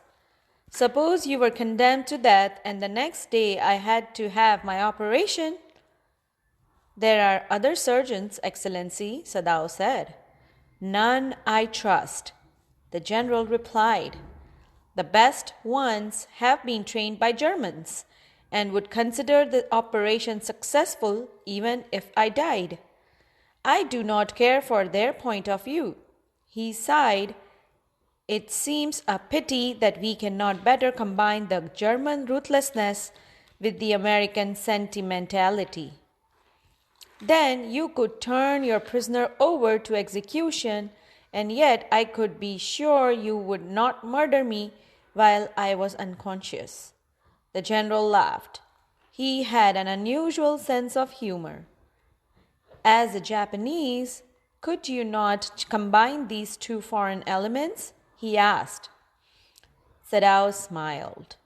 I am not quite sure, he said, but for your sake, I would be willing to try, Excellency. The general shook his head. I had rather not be the test case, he said.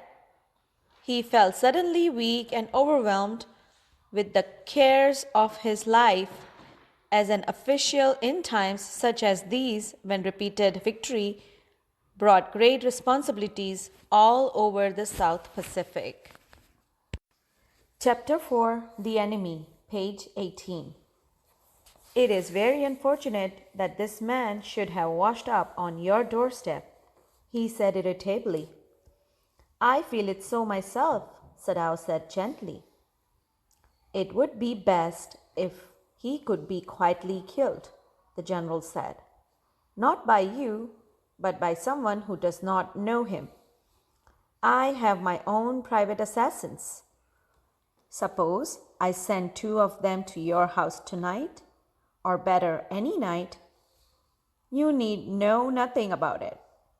It is now warm. What would be more natural than that you should leave the outer partition of the white man's room open to the garden while he sleeps? Certainly it would be very natural, Sadao agreed. In fact, it is so left open every night. Good, the general said, yawning. They are very capable assassins. They make no noise and they know the trick of inward bleeding. If you like, I can even have them remove the body. Sadao considered. That perhaps would be best, Excellency. He agreed, thinking of Hannah. He left the general's presence then and went home, thinking over the plan. In this way, the whole thing would be taken out of his hands. He would tell Hannah nothing, since she would be timid at the idea of assassins in the house, and yet certainly such persons were essential in an absolute state such as Japan was. How else could rulers deal with those who opposed them? He refused to allow anything but reason to be the atmosphere of his mind as he went into the room where the American was in bed. But as he opened the door, to his surprise, he found the young man out of the bed and preparing to go into the garden. What is this? He exclaimed. Who gave you permission to leave your room? I'm not used to waiting for permission, Tom said gaily. Gosh, I feel pretty good again. But will the muscles on this side always feel stiff? Is it so? Sadao inquired, surprised. He forgot all else. Now I thought I had provided against that, he murmured. He lifted the edge of man's shirt and gazed at the healing scar. Vistas, chapter 4, page 19. Massage may do it, he said, if exercise does not. It won't bother me much, the young man said. His young face was gaunt under the stubbly blond beard. Say, doctor, I've got something I want to say to you. If I hadn't met a Jap like you, well, I wouldn't be alive today. I know that. Sadao bowed, but he could not speak. Sure, I know that, Tom. I know that, Tom went on warmly. His big, thin hands, gripping a chair, were white at the knuckles. I guess if all Japs were like you, there wouldn't have been a war. Perhaps, Sadao said with difficulty, and now I think you had better go back to bed. He helped the boy back into bed and then bowed. Good night, he said. Sadao slept badly that night. Time and time again he woke, thinking he heard the rustling of footsteps, the sound of a twig broken or a stone displaced in the garden, a noise such as men might make who carried a burden. The next morning he made the excuse to go first into the guest room. If the American were gone, he then could simply tell Hannah that so the general had directed. But when he opened the door, he saw at once that there on the pillow was the shaggy blonde head. He could hear the peaceful breathing of sleep, and he closed the door again quietly. He's asleep, he told Hannah. He's almost well to sleep like that. What shall we do with him? Hannah whispered her old refrain. Sadao shook his head. I must decide in a day or two, he promised. But certainly he thought the second night must be the night. There rose a wind that night, and he listened to the sound of bending bounds and whistling partitions. Hannah woke too. Ought we not to go and close the sick man's partition? She asked. No, Sadao said. He is able now to do it for himself. But the next morning the American was still there. Then the third night, of course, must be the night. The wind changed to be quiet rain, and the garden was full of sound of dripping eaves and running springs. Vistas, chapter 4, page 20. Sadao slept a little better, but he woke at the sound of a crash and leaped to his feet. What was that? Hannah cried. The baby woke at her voice and began to wail. I must go and see. But he held her and would not let her move. Sadao, she cried, what is the matter with you? Don't go, he muttered. Don't go. His terror infected her, and she stood breathless, waiting. There was only silence. Together they crept back into the bed, the baby between them. Yet when he opened the door of the guest room in the morning, there was the young man. He was very gay and had already washed and was now on his feet. He had asked for a razor yesterday, and he had shaved himself, and today there was a faint color in his cheeks. I am well, he said joyously. Sadao drew his kimono round his weary body. He could not, he decided suddenly, go through another night.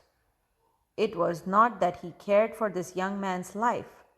No, simply it was not worth the strain.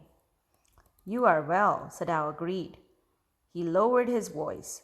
You are so well that I think if I put my boat on the shore tonight, with food and extra clothing in it, you might be able to row to that little island not far from the coast. It is so near the coast that it has not been worth fortifying. Nobody lives on it because in storm it is submerged, but this is not the season of storm. You could live there until you saw a Korean fishing boat pass by. They pass quite near the island because the water is many fathoms deep. There. The young man stared at him, slowly comprehending. Do I have to? He asked. I think so, Sadao said gently. You understand? It is not hidden that you are here. Vistas, Chapter 4, The Enemy, page 21. The young man nodded in perfect comprehension. Okay, he said simply. Sadao did not see him again until evening. As soon as it was dark, he had dragged the stout boat down to the shore, and in it he put food and bottled water that he had bought secretly during the day, as well as 2 quilts he had bought at a pawn shop. The boat he tied to a post in the water, for the tide was high. There was no moon, and he worked without a flashlight. When he came to the house, he entered as though he were just back from his work, and so Hannah knew nothing. Yumi was here today. She said she served his supper. Though she was so modern, still she did not eat with him. Yumi cried over the baby. She went on with a sigh. She misses him so. The servants will come back as soon as the foreigner is gone, Sadao said. He went into the guest room that night before he went to bed himself and checked carefully the American's temperature, the state of the wound, and his heart and pulse. The pulse was irregular, but that was perhaps of excitement. The young man's pale lips were pressed together and his eyes burned. Only the scars on his neck were red. I realize you are saving my life again, he told Sadao. Not at all, Sadao said. It's only inconvenient to have you here any longer. He had hesitated a good deal about giving the man a flashlight, but he had decided to give it to him after all. It was a small one, his own, which he used at night when he was called. If your food runs out before you catch a boat, he said, signal me 2 flashes at the same instant the sun drops over the horizon. Do not signal in darkness, for it will be seen. If you are all right but still there, signal me once. You will find fresh fish, easy to catch, but you must eat them raw. A fire would be seen. Okay, the young man breathed. Vistas, Chapter 4, The Enemy, page 22. He was dressed now in the Japanese clothes which Sadao had given him, and at the last moment Sadao wrapped a black cloth about his blond head. Now, Sadao said. The young American, without a word, shook Sadao's hand warmly and then walked quite well across the floor and down the step into the darkness of the garden. Once, twice. Sadao saw his light flash to find his way, but that would not be suspected. He waited until from the shore there was one more flash. Then he closed the partition. That night he slept. You say the man escaped? The general asked faintly. He had been operated upon a week before, an emergency operation to which Sadao had been called in the night. For 12 hours, Sadao had not been sure the general would live. The gallbladder was much involved. Then the old man had begun to breathe deeply again and to demand food. Sadao had not been able to ask about the assassins. So far as he knew, they had never come. The servants had returned and Yumi had cleaned the guest room thoroughly and had burned sulfur in it to get the white man's smell out of it. Nobody said anything. Only the gardener was cross because he had got behind with his chrysanthemums. But after a week, Sadao felt the general was well enough to be spoken to about the prisoner. Yes, Excellency, he escaped, Sadao now said. He coughed, signifying that he had not said all he might have said, but was unwilling to disturb the general further. But the old man opened his eyes suddenly. That prisoner, he said with some energy. Did I not promise you I would kill him for you? Vistas, Chapter 4, The Enemy, page 23. You did, Excellency, Sadao said. Well, well, the old man said in a tone of amazement.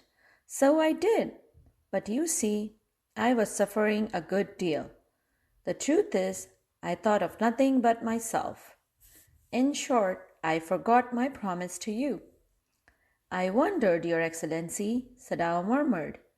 It was certainly very careless of me, the general said. But you understand it was not lack of patriotism or dereliction of duty. He looked anxiously at his doctor. If the matter should come out, you would understand that, wouldn't you? Certainly, Your Excellency, Sadao said. He suddenly comprehended that the general was in the palm of his hand and that as a consequence he himself was perfectly safe. I can swear to your loyalty, Excellency, he said to the old general, and to your zeal against the enemy. You are a good man, the general murmured and closed his eyes. You will be rewarded. But Sadao, searching the spot of black in the twilighted sea that night, had his reward. There was no prick of light in the dust. No one was on the island. His prisoner was gone, safe, doubtless, for he had warned him to wait only for a Korean fishing boat. He stood for a moment on the veranda, gazing out to the sea from whence the young man had come that other night. And into his mind, although without reason, there came other white faces he had known. The professor at whose house he had met Hannah, a dull man, and his wife had been a silly, talkative woman in spite of her wish to be kind. He remembered his old teacher of anatomy, who had been so insistent on mercy with the knife, and then he remembered the face of his fat and slatternly landlady. He had had great difficulty in finding a place to live in America because he was a Japanese. The Americans were full of prejudice, and it had been bitter to live in it, knowing himself their superior. How he had despised the ignorant and dirty old woman who had at last consented to house him in her miserable home. He had once tried to be grateful to her because she had, in his last year, nursed him through influenza, but it was difficult, for she was no less repulsive to him in her kindness. Vistas, Chapter 4, The Enemy, page 24. He had once tried to be grateful to her because she had, in his last year, nursed him through influenza, but it was difficult, for she was no less repulsive to him in her kindness.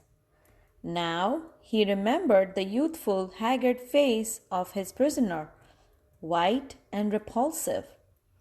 Strange, he thought. I wonder why I could not kill him. The end. Reading with insight is the exercise. There are 8 questions. Number 1. There are moments in life when we have to make hard choices between our roles as private individuals and as citizens with a sense of national loyalty. Discuss with reference to the story you have just read. Number 2. Dr. Sadao was compelled by his duty as a doctor to help the enemy soldier. What made Hannah, his wife, sympathetic to him in the face of open defiance from the domestic staff? Number 3. How would you explain the reluctance of the soldier to leave the shelter of the doctor's home even when he knew he couldn't stay there without risk to the doctor and himself? Number 4. What explains the attitude of the general in the matter of the enemy soldier? Was it human consideration, lack of national loyalty, dereliction of duty, or simply self-absorption? Number 5. While hatred against a member of the enemy race is justifiable, especially during wartime, what makes a human being rise above narrow prejudices? Number 6. Do you think the doctor's final solution to the problem was the best possible one in these circumstances? Number 7. Does the story remind you of A Birth by A.J. Cronin that you read in Snapshots last year? What are the similarities?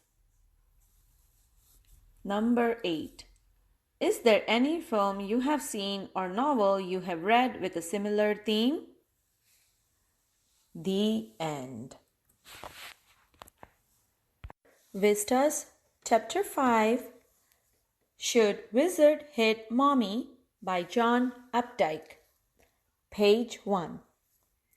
Before you read, here is a story about the worldview of a little child and the difficult moral question she raises during the story session with her father. There is a small exercise. Read and find out. Who is Jo? How does she respond to her father's storytelling? The story begins. In the evenings and for Saturday naps, like today's, Jack told his daughter Jo a story out of his head. This custom, begun when she was 2, was itself now nearly 2 years old, and his head felt empty.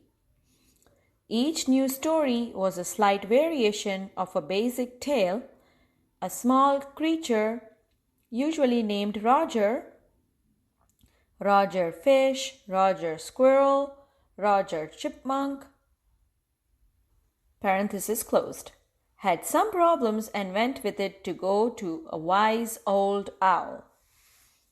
The owl told him to go to the wizard, and the wizard performed a magic spell that solved the problem, demanding in payment a number of pennies greater than the number that Roger creature had, but in the same breath directing the animal to a place where the extra pennies could be found.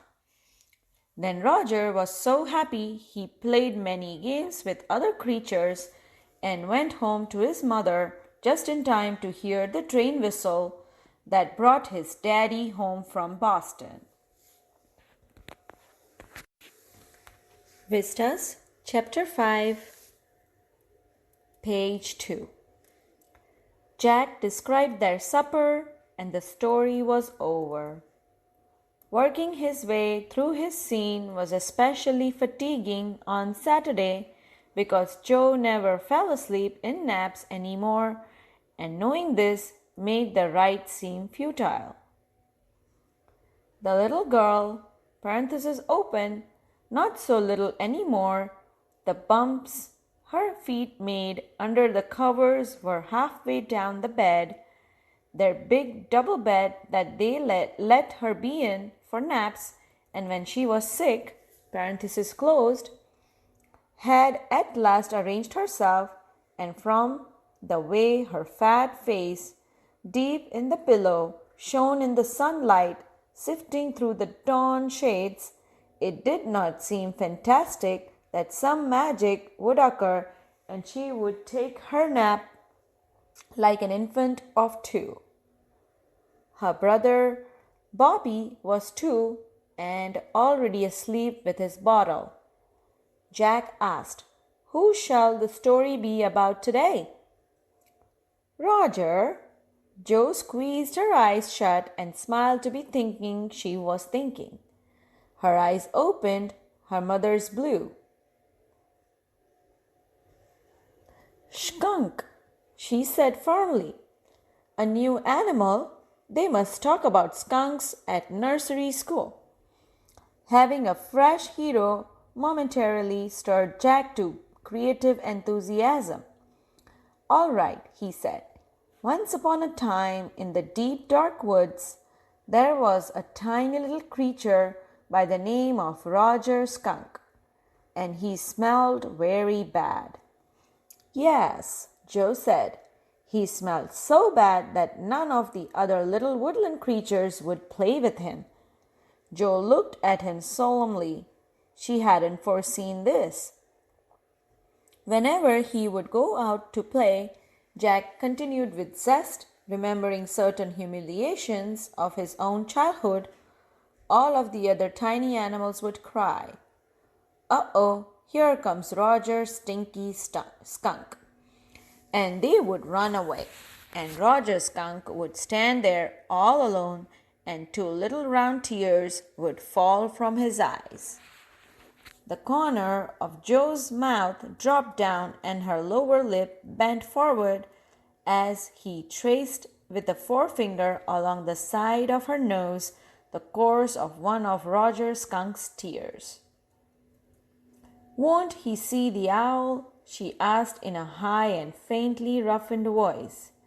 Sitting on the bedside beside her, Jack felt the covers tug as her legs switched tensely. He was pleased with this moment. Vistas, Chapter 5, page 3. He was pleased with this moment.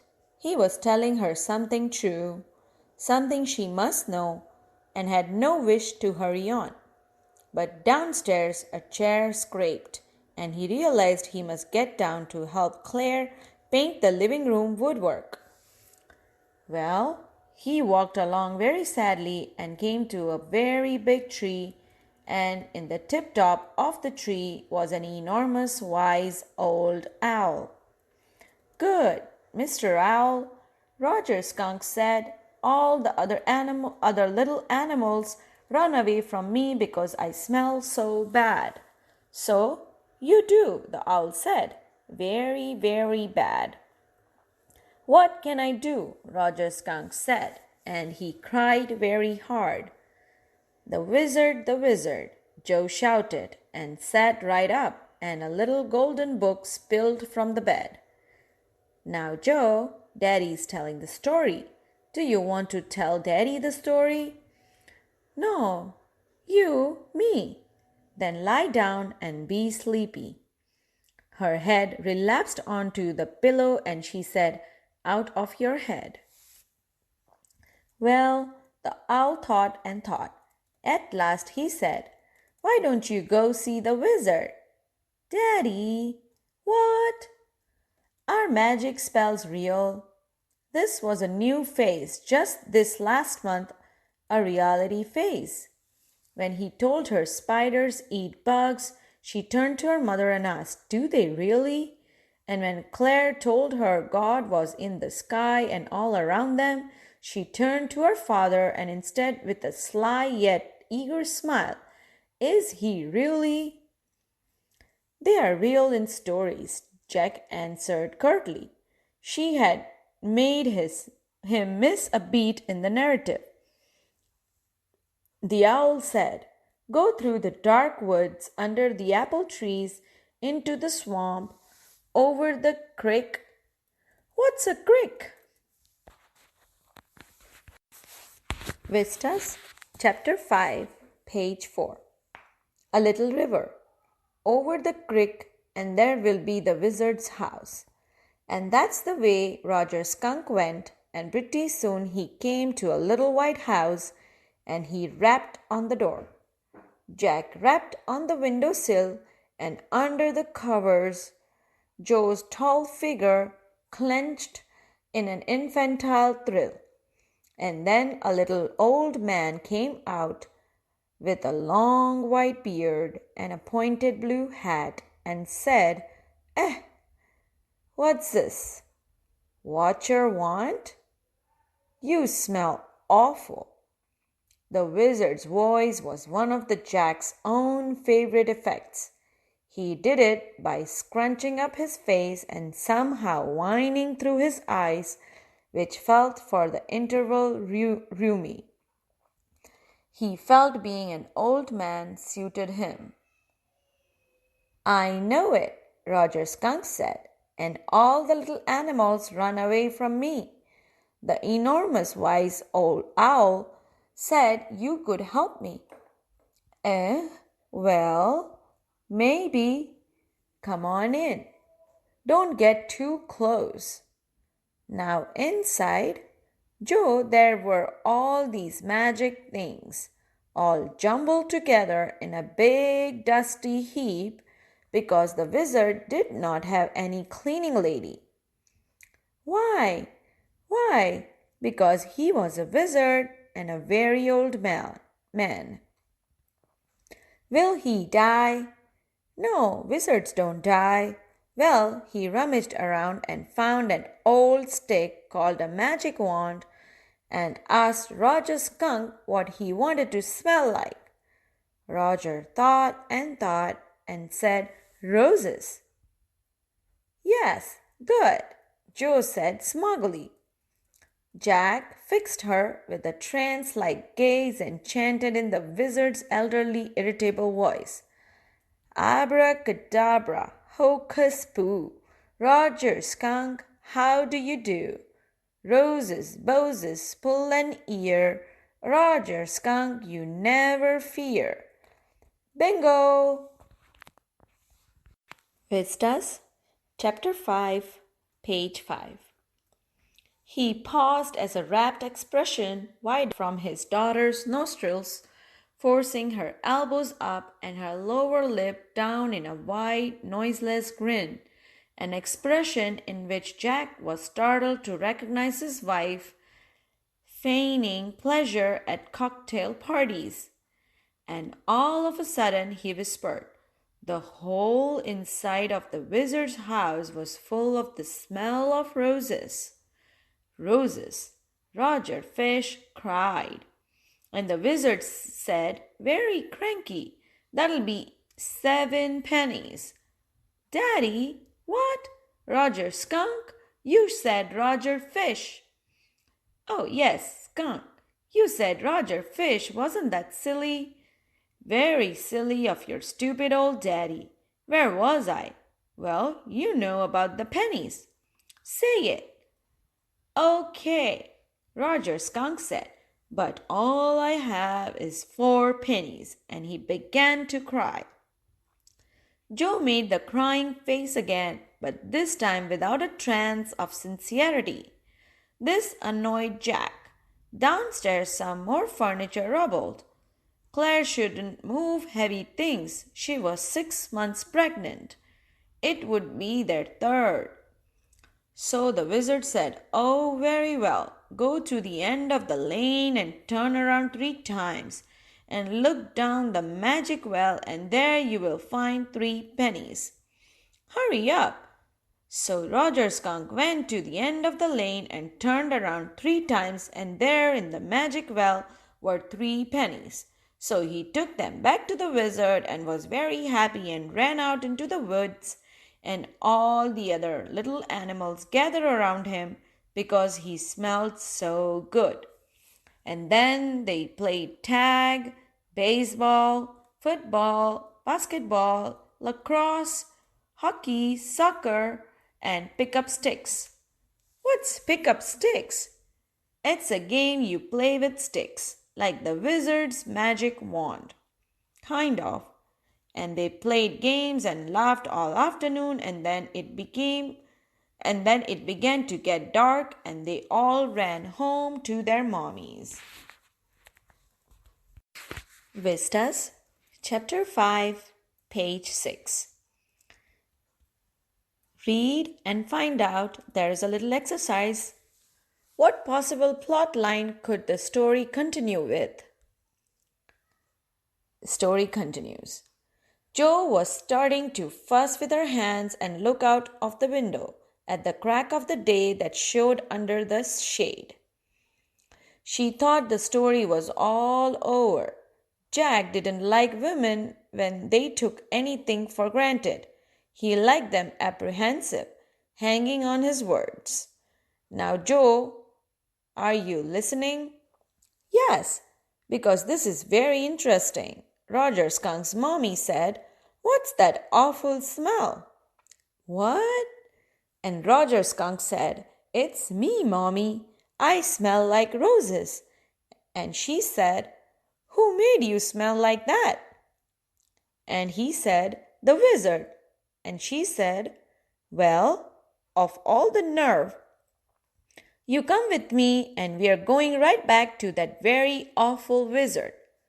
Jo sat up, her hands dabbling in the air with genuine fright. "But Daddy," then he said about the other little animals run away. Her hands skittered off into the underbrush. "All right," he said, "but Mommy, all the other animals run away." And she said, "I don't care. You smelled the way a little skunk should have, and I'm going to take you right back to that wizard." And she took an umbrella and went back with Roger Skunk and hit that wizard right over the head. "No," Jo said, and put her hand out to touch his lips, yet even in her agitation did not quite dare to stop the source of truth. Inspiration came to her. Then the wizard hit her on the head and did not change that little skunk back. "No," he said. The wizard said, "Okay." And Roger Skunk did not smell of roses anymore. He smelled very bad again. But the other little Joanne, it's Daddy's story. Shall Daddy not tell you any more stories? Her broad face looked at him through sifted light, astounded. This is what happened then. Vistas, Chapter 5, page 7. Roger Skunk and his mommy went home and they heard woo woo, and it was the choo-choo train bringing Daddy Skunk home from Boston. And they had lima beans, celery, liver, mashed potatoes, and pie oh my for dessert. And when Roger Skunk was in bed, Mommy Skunk came up and hugged him and said he smelled like her little baby skunk again, and she loved him very much. And that's the end of the story. But Daddy, what? Then, did the other animals run away? No, because eventually they got used to the way he was and did not mind it at all. What's even shillady? In a little while, that was a stupid mommy. It was not, he said with rare emphasis, and believed from her expression that she realized he was not defending his own mother to her or something as odd. Now I want you to put your big heavy head in the pillow and have a good nap. He adjusted the shade so not even a crack of day showed and tiptoed to the room in the pretense that she was already asleep. But when he turned, she was crouching on top of the covers and staring at him. "Hey, get under the covers and fall fast asleep. Bobby's asleep." She stood up and bounced gingerly on the springs. "Daddy, what?" "Tomorrow I want you to tell me the story that wizard took the magic wand and hit that mommy." Her plump arm chopped forcefully right over the head. There is a small exercise in this page. Read and find out. What do you think was Joe's problem? Story continues. No, that's not the story. The point is that the little skunk loved his mommy more than he loved all the other animals, and she knew what was right. No, tomorrow you say he hit that mommy. Do it. She kicked her legs up and sat down on the bed with a great heave and complaint of springs. And she had done hundreds of times before, except that this time she did not laugh. Vistas, Chapter 6, On the Face of It, by Susan Hill. Before you read, this is a play featuring an old man and a small boy meeting in the farmer's garden. The old man strikes up a friendship with the boy, who is very withdrawn and defiant. What is the bond that unites the two? There is a small exercise on this page. Read and find out. Who is Mr. Lamb? How does Dairy get into his garden? The story begins. Scene 1. Mr. Lamb's garden, parenthesis open, there is the occasional sound of bird song and of tree leaves rustling. Dairy's footsteps are heard as he walks slowly down and tentatively through the long grass. He pauses, then walks on again. He comes round a screen of bushes so that when Mr. Lamb speaks to him, he is close at hand and Dairy is startled. Parenthesis closed. Mr. Lamb says, "Mind the apples." Dairy says, "What? Who's that? Who's there?" Mr. Lamb says, "Lamb's my name." "Mind the apples." Crab apples those are. Wind falls in the long grass. You could trip. Dairy says, I thought this was an empty place. I didn't know there was anybody here." Mr. Lamb says, "That's all right." Vistas, Chapter 6, page 2. Mr. Lamb says, "That's all right. I'm here. What are you afraid of, boy?" "That's all right." Dairy says, "I thought it was an empty house." Mr. Lamb says, "So it is. Since I'm out here in the garden, it is empty until I go back inside. In the meantime, I'm out here and likely to stop. A day like this, a beautiful day, not a day to be indoors." Dairy says, parenthesis open, panics, parenthesis closed, "I've got to go." Mr. Lamb says, "Not on my account. I don't mind who comes into the garden. The gate is always open. Only you climbed the garden wall."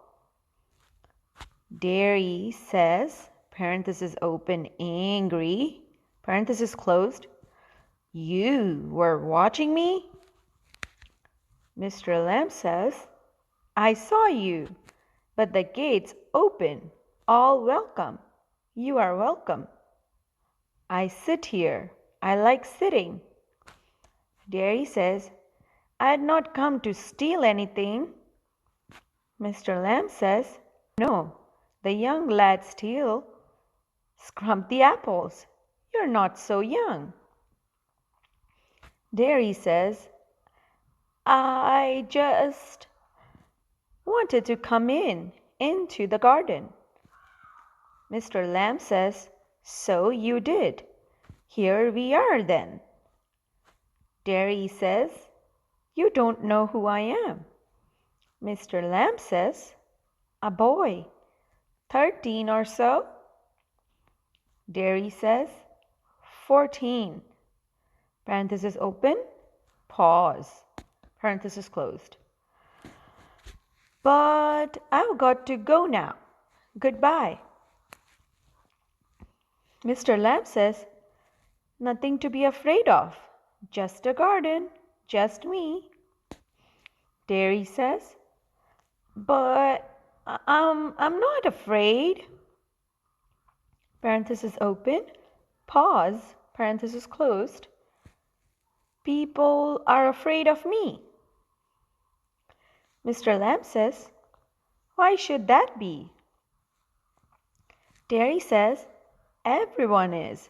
It doesn't matter who they are or what they say or who they look or how they look, how they pretend.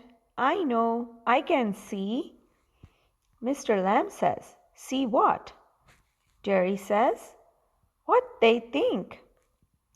Mr. Lamb says, what do they think then? Dairy says, you think, here is a boy. You look at me and then you see my face and you think, that's bad. That's a terrible thing. That's the ugliest thing I ever saw. You think, poor boy, but I'm not poor. Underneath, you are afraid. Anybody would be. I am when I look in the mirror and see it. I am afraid of me. Vistas, Chapter 6, page 3. Mr. Lamb says, no, not the whole of you. Not of you. Dairy says, yes. Parenthesis open, pause, parenthesis closed. Mr. Lamb says, later on, when it's a bit cooler, I'll get the ladder and a stick and pull down those crab apples. They are ripe for it. I make jelly. It's a good time of the year, September. Look at them. Orange and golden. That's magic fruit, I often say. But it's best picked and made into jelly. You could give me a hand. Dairy says, what have you changed the subject for? People always do that. Why don't you ask me?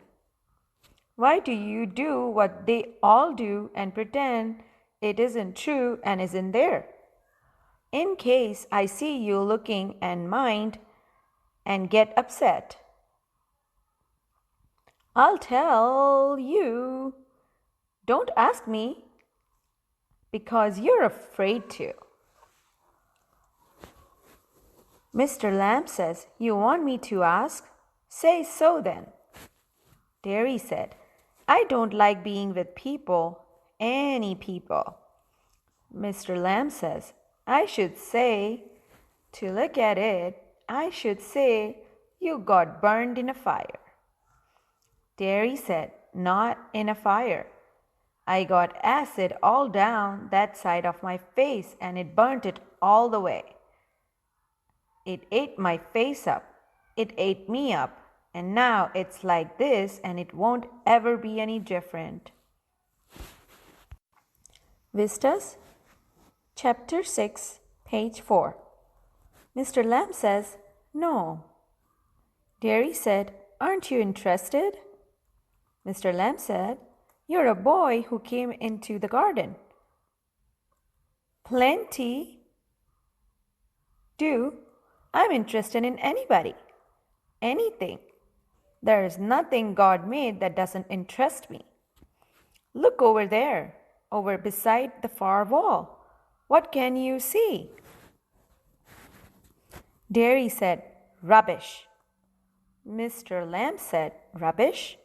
Look, boy, look. What do you see? Dairy said, just Grass and stuff? Weeds? Mr. Lamb said, some call them weeds. If you like, then a weed garden that. There's fruit and there are flowers and trees and herbs. All sorts. But over there, weeds. I grow weeds there. Why is one green growing plant called a weed and another flower? Where's the difference? It's all life, growing, same as you and me. Dairy said, we are not the same. Mr. Lamb said, I'm old, you're young, you've got a burnt face, I've got a tin leg, not important. You're standing there, I'm sitting here. Where's the difference? Dairy said, why have you got a tin leg? Mr. Lamb said, real one got blown off years back. Lammy lamb, some kids say. Haven't you heard them? You will. Lammy lamb, it fits, doesn't trouble me. Dairy said, but you can put on trousers and cover it up, and no one sees. They don't have to notice and stare. Mr. Lamb said, some do, some don't. They get tired of it in the end. There's plenty of other things to stare at. Dairy said, like my face. Mr. Lamb said, like crab apples, or the weed, or a spider climbing up a silken ladder, or my tall sunflowers. Dairy said, things. Mr. Lamb said, it's all relative, Beauty and the Beast. Dairy said, what's that supposed to mean? Mr. Lamb said, you tell me. Dairy said, you didn't think they haven't all told me that fairy story before? It's not what you look like, it's what you are inside. Vistas, Chapter 6, page 5. Dairy said, you needn't think they haven't all told me that fairy story before. It's not what you look like, it's what you are inside. Handsome is as handsome does. Beauty loved the monstrous beast for himself, and when she kissed him, he changed into a handsome prince. Only he wouldn't. He'd have stayed a monstrous beast. I won't change. Mr. Lamb said, in that way? No, you wouldn't. Dairy said, and no one will kiss me, ever. Only my mother, and she kisses me on the other side of the face, and I don't like my mother to kiss me. She does it because she has to. Why should I like that? I don't care if anybody ever kisses me. Mr. Lamb said, ah, but do you care if you never kiss them? Dairy said, what? Mr. Lamb said, girls, pretty girls, long hair and large eyes, people you love. Dairy said, who'd let me? Not one. Mr. Lamb said, who can tell? Dairy said, I won't ever look different. When I'm as old as you, I'll look the same. I'll still only have a half face. Mr. Lamb said, so you will, but the world won't. The world's got a whole face, and the world's there to be looked at. Dairy said, do you think this is the world, this old garden? Mr. Lamb said, when I'm here, not the only one, but the world as much as anywhere. Dairy said, does your leg hurt you? Mr. Lamb said, tin doesn't hurt, boy. Dairy said, When it came off, did it? Mr. Lamb said, Certainly. Dairy said, And now? I mean, where the tinge stops at the top? Mr. Lamb said, Now and then, in wet weather, it doesn't signify. Dairy said, Oh, that's something else they all say. Look at all those people who are in pain and brave and never cry and never complain and don't feel sorry for themselves. Mr. Lamb said, I haven't said it. Dairy said, And think of all those people worse off than you. Think you might have been blinded or born deaf or have to live in a wheelchair or be daft in your head and dribble. Vistas, Chapter 6, page 6. Mr. Lamb said, And that's all true, and you know it. Dairy said, It won't make my face change. Do you know, one day a woman went by me in the street. I was at the bus stop, and she was with another woman, and she looked at me, and she said, whispered, only I heard her, she said, Look at that, that's a terrible thing. That's a face only a mother could love. Mr. Lamb said, So you believe everything you hear then? Dairy said, It was cruel. Mr. Lamb said, Maybe not meant as such, just something said between them. Dairy said, Only I heard it. I heard it. Mr. Lamb said, And is that the only thing you ever heard anyone say in your life? Dairy said, Oh no, I've heard a lot of things. Mr. Lamb said, So now you keep your ears shut? Dairy said, You're peculiar. You say peculiar things. You ask questions I don't understand. Mr. Lamb said, I like to talk, have company. You don't have to answer questions. You don't have to stop here at all. The gate's open. Dairy said, Yes, but... Mr. Lamb said, I have a hive of bees behind those trees over there. Some hear bees and they say, Bees buzz. But when you listen to bees for a long while, they hum, and hum means sing. I hear them singing, my bees. Dairy said, But I like it here. I came in because I liked it when I looked over the wall.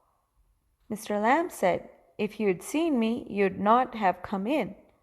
Dairy said, No. Mr. Lamb said, No. Dairy said, I'd have been trespassing. Mr. Lamb said, That's not why. Dairy said, I don't like being near people. When they stare, when I see them being afraid of me. Mr. Lamb said, You could lock yourself up in a room and never leave it. There was a man who did that. Vistas, Chapter 6, page 7. Mr. Lamb said, You could lock yourself up in a room and never leave it. There was a man who did that. He was afraid, you see, of everything. Everything in this world. A bus might run him over, or a man might breathe deadly germs onto him, or a donkey might kick him to death, or lightning might strike him down, or he might love a girl and the girl would leave him, and he might slip on a banana skin and fall, and people who saw him would laugh their heads off. So he went into his room and locked the door and got into his bed and stayed there. Dairy said, Forever? Mr. Lamb, for a while. Mr. Lamb said, For a while. Dairy said, Then what? Mr. Lamb said, A picture fell off the wall onto his head and killed him. Parenthesis open. Dairy laughs a lot. Parenthesis closed. Mr. Lamb says, "You see?" Dairy said, "But you still say peculiar things." Mr. Lamb said, "Peculiar to some." Dairy said, "What do you do all day?" Mr. Lamb said, "Sit in the sun." "Read books." "Ah, you thought it was an empty house, but inside it's full." "Books and other things." "Full." Dairy said, "But there aren't any curtains at the windows." Mr. Lamb said, "I'm not fond of curtains. Shutting things out, shutting things in. I like the light and the darkness, and the windows open to hear the wind." Dairy said, "Yes, I like that.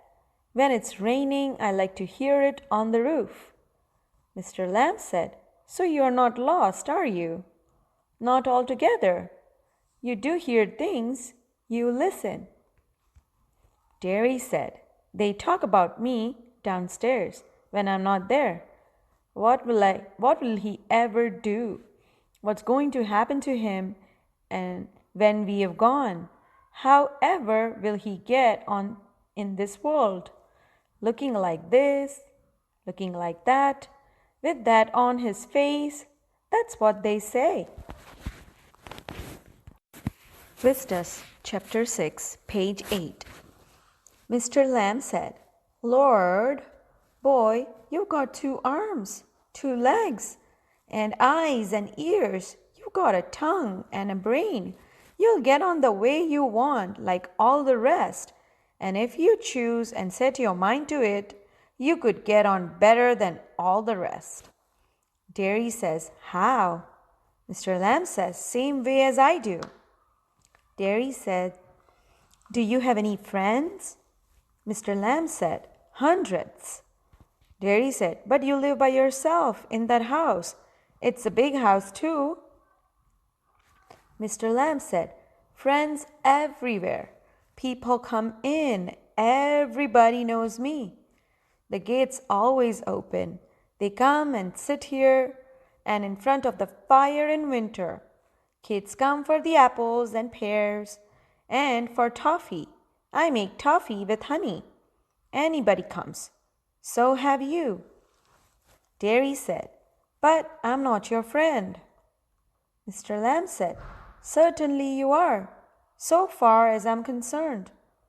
What have you done to make me think you're not?" Dairy said, "You don't know me. You don't know where I come from or even what my name is." Mr. Lamb said, "Why should that signify? Do I have to write all your particulars down and put them in a filing box before you can be my friend?" Dairy said, "I suppose not. No." Mr. Lamb said, "You could tell me your name if you chose, and not if you didn't." Dairy says, "Dairy. Only it's Derek, but I hate that." Dairy, if I'm your friend, you don't have to be mine. I choose that." Mr. Lamb said, "Certainly." Dairy said, "I might never come here again. You might never see me again, and then I couldn't still be a friend." Mr. Lamb said, "Why not?" Dairy said, "How could I? You pass people in the street and you might even speak to them, but you never see them again. It doesn't mean they are friends." Vistas, Chapter 6, page 9. Mr. Lamb said, "Doesn't mean they are enemies either, does it?" Dairy said, "No, they are just nothing. People, that's all." Mr. Lamb said, "People are never just nothing. Never." Dairy said, "There are some people I hate." Mr. Lamb said, "That would do you more harm than any bottle of acid. Acid only burns your face." Dairy said, "Only?"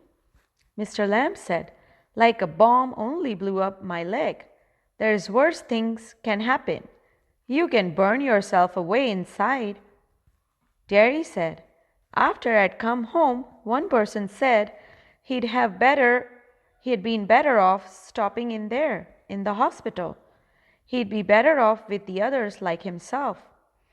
She thinks blind people only ought to be with other blind people, and idiot boys with idiot boys. Mr. Lamb said, and people with no legs altogether? Jerry said, that's right. Mr. Lamb said, what kind of a world would that be? Jerry said, at least there'd be nobody to stare at you because you weren't like them. Mr. Lamb said, so you think you're just the same as all the other people with burnt faces? Just by what you look like? Ah, everything's different. Everything's the same, but everything is different itself. Jerry said, how do you make all that out? Mr. Lamb said, watching, listening, thinking. Jerry said, I'd like a place like this, a garden. I'd like a house with no curtains. Mr. Lamb said, the gate is always open. Jerry said, but this isn't mine. Mr. Lamb said, everything's yours if you want it. What's mine is anybody's. Jerry said, so I could come here again? Even if you were out, I could come here? Mr. Lamb said, certainly. You might find others here, of course.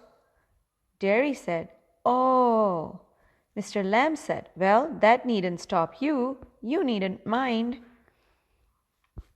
Jerry said, it would stop them. They'd mind me. When they saw me here, they look at my face and run. Vistas, Chapter 6, page 10. Mr. Lamb said, they might not. You'd have to take the risk. So would they. Jerry said, no, you would. You might have me and lose all your friends because nobody wants to stay near me if they can help it. Mr. Lamb said, I've not moved. Jerry said, no. Mr. Lamb said, when I go down the street, the kids shout, lay me lamb. But they still come into the garden, into my house. It's a game. They're not afraid of me. Why should they be? Because I'm not afraid of them. That's why not. Jerry said, did you get your leg blown off in a war? Mr. Lamb said, certainly. Jerry said, how will you climb on a ladder and get the crab apples down then? Mr. Lamb said, oh, there's a lot of things I've learned to do and plenty of time for it. Years. I take it steady. Jerry said, if you fell and broke your neck, you could lie on the grass and die, if you were on your own. Mr. Lamb said, I could. Jerry said, you said I could help you. Mr. Lamb said, if you want to. Jerry said, but my mother'll want to know where I am. It's 3 miles home across the fields. I'm 14. But they still want to know where I am. Mr. Lamb said, people worry. Jerry said, people fuss. Mr. Lamb said, go back and tell them. Jerry said, it's 3 miles. Mr. Lamb said, it's a fine evening. You've got legs. Jerry said, once I got home, they'd never let me come back. Mr. Lamb said, once you got home, you'd never let yourself come back. Jerry said, you don't know what I could do. Mr. Lamb said, no, only you know that. Jerry said, if I chose. Mr. Lamb said, if you chose. I don't know everything, boy. I can't tell you what to do. Vistas, Chapter 6, page 11. Jerry said, they tell me. Mr. Lamb said, do you have to agree? Jerry said, I don't know what I want. I want something no one else has got or ever will have. Something just mine. Like this garden. I don't know what it is. Mr. Lamb said, You could find out. Dairy said, How? Mr. Lamb said, Waiting, watching, listening, sitting here or going there. I'll have to see to the bees. Dairy said, Those other people who come here, do they talk to you, ask you things? Mr. Lamb said, Some do, some don't. I ask them. I like to learn. Dairy said, I don't believe in them. I don't think anybody ever comes. You're here all by yourself and miserable, and no one would know if you were alive or dead, and nobody cares. Mr. Lamb said, You think what you please. Dairy said, All right then, tell me some of their names. Mr. Lamb said, What are their names? Tom, Dick, or Harry? Parenthesis open, getting up, parenthesis close. I'm off down to the bees. Dairy said, I think you are daft. Crazy. Mr. Lamb said, That's a good excuse. Dairy said, What for? You don't talk sense. Mr. Lamb said, Good excuse not to come back, and you've got a burnt up face, and that's the other people's excuse. Dairy said, You're like the others. You like to say things like that. If you don't feel sorry for my face, you're frightened of it. And if you're not frightened, you think I'm ugly as a devil. I'm a devil, don't you? Parenthesis open, shouts, parenthesis closed. Parenthesis open, Mr. Lamb does not reply. He has gone to his bees. Parenthesis closed. Dairy, parenthesis open, quietly, parenthesis closed. No, you don't. I like it here. Pause. Dairy gets up and shouts. I'm going, but I'll come back. You see, you wait. I can't run. I haven't got a tin leg. I'll be back. Parenthesis open. Dairy runs off. Silence. The sound of the garden again. Parenthesis closed. Vistas, Chapter 6, page 12. Mr. Lamb says, parenthesis to himself, parenthesis closed. There, my dears. That's you seen to. Ah, you know, we all know. I'll come back. They never do, though, not them, never do come back. Parenthesis open, the garden noises fade. Parenthesis closed. Scene 2. Dairy's house. Mother says, You think I don't know about him? You think I haven't heard things? Dairy says, You shouldn't believe all you hear. Mother said, Being told, warned. We've not lived here 3 months, but I know what there is to know, and you are not to go back there. Dairy says, What are you afraid of? What do you think he is? An old man with a tin leg, and he lives in a huge house without curtains and has a garden. And I want to be there and sit and listen to things. Listen and look. Mother says, Listen to what? Dairy says, Bees singing, him talking. Mother says, And what's he got to say to you? Dairy says, Things that matter, things nobody else has ever said, things I want to think about. Mother said, Then you stay here and do your thinking. You're best off here. Vistas, Chapter 6, page 13. Dairy said, I hate it here. Mother said, You can't help the things you say. I forgive you. It's bound to make you feel bad things and say them. I don't blame you. Dairy said, It's got nothing to do with my face and what I look like. I don't care about that, and it isn't important. It's what I think and feel and what I want to see and find out and hear. And I'm going back there, only to help him with the crab apples. only to look at things and listen. But I'm going. Mother said, "You'll stop here." Derry said, oh no, because if I don't go back there, I'll never go anywhere in this world again." Parenthesis open, the door slams. Derry runs panting, parenthesis closed. "And I want the world, I want it. Parenthesis open, the sound of his panting fades. Parenthesis closed. Scene 3. Mr. Lamb's garden. Parenthesis open, garden sounds, the noise of a branch shifting, apples thumping down, the branch shifting again. Parenthesis closed. Mr. Lamb said, "Steady. Got it. That's it." Parenthesis open, more apples fall. Parenthesis closed. And again, "That's it." And parenthesis open, a creak, a crash. The ladder falls back. Mr. Lamb with it. A thump. The branch swishes back. Creaks, then silence.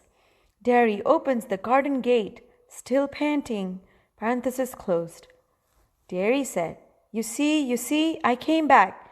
You said I wouldn't, and they said, but I came back. I want it." He stops. Parenthesis open. He stops. Dead silence. Parenthesis closed. "Mr. Lamb? Mr. You've..." Parenthesis open. He runs through the grass. Stops. Kneels. Parenthesis closed. "Mr. Lamb, it's all right. You fell. I'm here. Mr. Lamb, it's all right." Parenthesis open. Silence. Vistas, Chapter 6, page 14. "I came back. Lammy Lamb, I did. Come back." Parenthesis open. Derry begins to weep. Parenthesis closed. The end. There is a small exercise on this page. There are 4 questions. Reading with insight. Question 1. What is it that draws Derry towards Mr. Lamb in spite of himself? Question 2. In which section of the play does Mr. Lamb display signs of loneliness and disappointment? What are the ways in which Mr. Lamb tries to overcome these feelings? Question 3.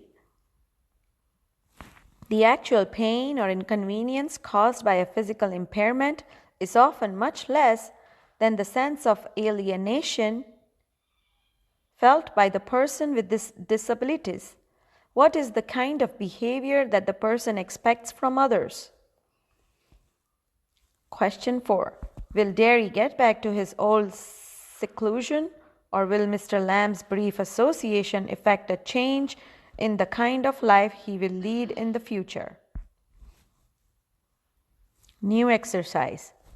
How about using your imagination to suggest another ending to the above story? The end.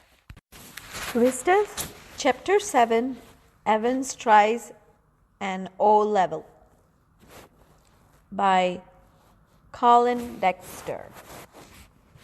Before you read, should criminals in prison be given the opportunity of learning and education? The reading begins. Dramatis Personae.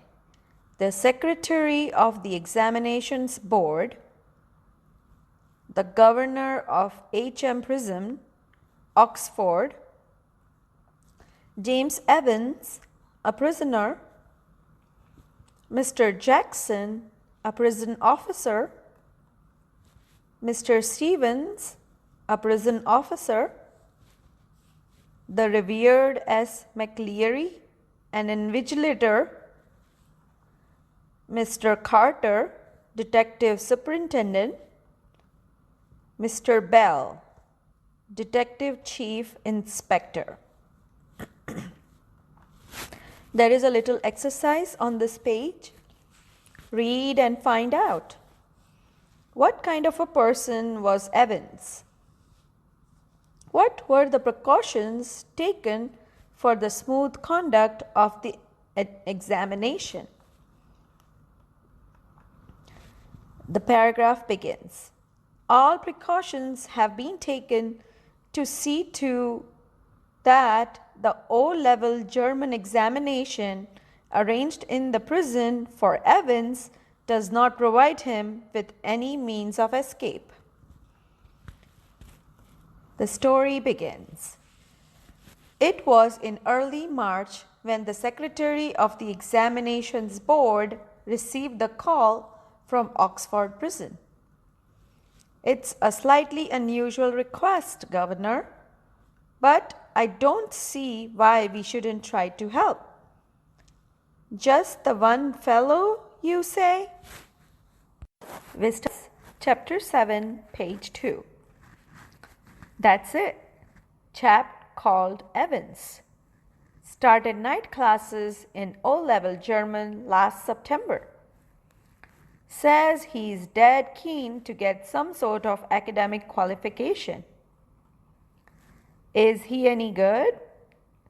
He was the only one in the class, so you can say he's had individual tuition all the time, really. Would have cost him a packet if he'd been outside. Well, let's give him a chance, shall we? That's jolly kind of you. What exactly is the procedure? Oh, don't worry about that. I'll be sending you all the forms and stuff. What's his name, you say? Evans? James Roderick Evans. It sounded rather grand. Just one thing, Governor. He's not a violent sort of fellow, is he? I don't want to know his criminal record or anything like that, but no, there's no record of violence. Quite a pleasant sort of chap, they tell me. Bit of a card, really. One of the stars at the Christmas concert. Imitations, you know the sort of thing. Mike Yardwood stuff. No, he's just a congenital kleptomaniac. That's all. The governor was tempted to add something else, but he thought better of it. He'd look after that particular side of things himself. Presumably, said the secretary, you can arrange a room where... No problem. He's in a cell on his own. If you've no objections, he can sit the exam in there. That's fine. And we could easily get one of the parsons from St. Mary Mag's to invigilate, if that's fine, yes. They seem to have a lot of parsons there, don't they? The two men chuckled good-naturedly, and the secretary had a final thought. At least there is one thing. You shouldn't have much trouble keeping him incommunicado, should you? The governor chuckled politely once more, reiterated his thanks, and slowly cradled the phone. Evans. Vistas, Chapter 7, page 3. Evans the Break, as the prison officers call him. Thrice he'd escaped from prison, and but for the recent wave of unrest in the maximum security establishments up north, he wouldn't now be gracing the governor's premises in Oxford. And the governor was going to make absolutely certain that he wouldn't be disgracing them. Not that Evans was a real burden, just a persistent, nagging presence. He'd be all right in Oxford, though. The governor would see to that, would see it personally. And besides, there was just a possibility that Evans was genuinely interested in O-level German. Just a slight possibility, just a very slight possibility. At 8:30 p.m. on Monday, 7th June, Evans' German teacher shook him by the hand in the heavily guarded recreational block just across from D Wing. Guten Glück, Herr Evans. Pardon? I said good luck for tomorrow. Oh, thanks, danke schön. You haven't a cat in hell's chance of getting through, of course, but I may surprise everybody, said Evans. At 8:30 the following morning, Evans had a visitor. 2 visitors, in fact. He tucked his grubby string vest into his equally grubby trousers and stood up from his bunk, smiling cheerfully. Morning, Mr. Jackson. This is indeed an honor. Jackson was the senior prison officer on D Wing, and he and Evans had already become warm enemies. At Jackson's side stood Officer Stevens, a burly, surly-looking man only recently recruited to the profession. Jackson nodded curtly. And how's our little Einstein this morning, then? Wasn't a mathematician, Mr. Jackson? I think he was a Jew, Mr. Jackson. Evans's face was unshaven, and he wore a filthy-looking red and white bobble hat upon his head. Give me a chance, Mr. Jackson. I was just going to shave when you bust in. Vistas, Chapter 7, page 4. Which reminds me, Jackson turned his eyes on Stevens. Make sure you take his razor out of the cell when he's finished scraping that ugly mug of his. Clear? One of these days he'll do us all a favor and cut his bloody throat. For a few seconds, Evans looked thoughtfully at the man standing ramrod straight in front of him, a string of World War medals proudly paraded over his left breast pocket. Mr. Jackson, was it you who took my nail scissors away? Evans had always worried about his hands. And your nail file too? Look, for a moment. Evans' eyes smoldered dangerously, but Jackson was ready for him. Orders of the governor, Evans. He leaned forward and leered, his voice dropping to a harsh, contemptuous whisper. You want to complain? Evans shrugged his shoulders lightly. The crisis was over. You've got half an hour to smarten yourself up, Evans, and take that bloody hat off. Evans put his right hand lovingly on top of the filthy woolen and smiled sadly. Do you know, Mr. Jackson, it's the only thing that's ever brought me any sort of a luck in life. Kinda lucky charm, if you know what I mean.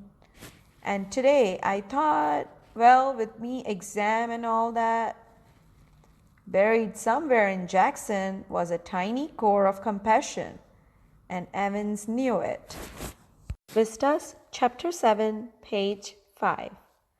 Just this once, then, Shirley Temple? Parenthesis open. If there was one thing that Jackson genuinely loathed about Evans, it was his long, wavy hair. Parenthesis closed. And get shaving. At 8:45 the same morning, the Reverend Stuart McLeary left his bachelor flat in Broad Street and stepped out briskly towards Carfax. The weatherman reported temperatures considerably below the normal for early June, and a long black overcoat and a shallow-crowned clerical hat provided welcome protection from the steady drizzle which had set in half an hour earlier and which now spattered the thick lenses of his spectacles.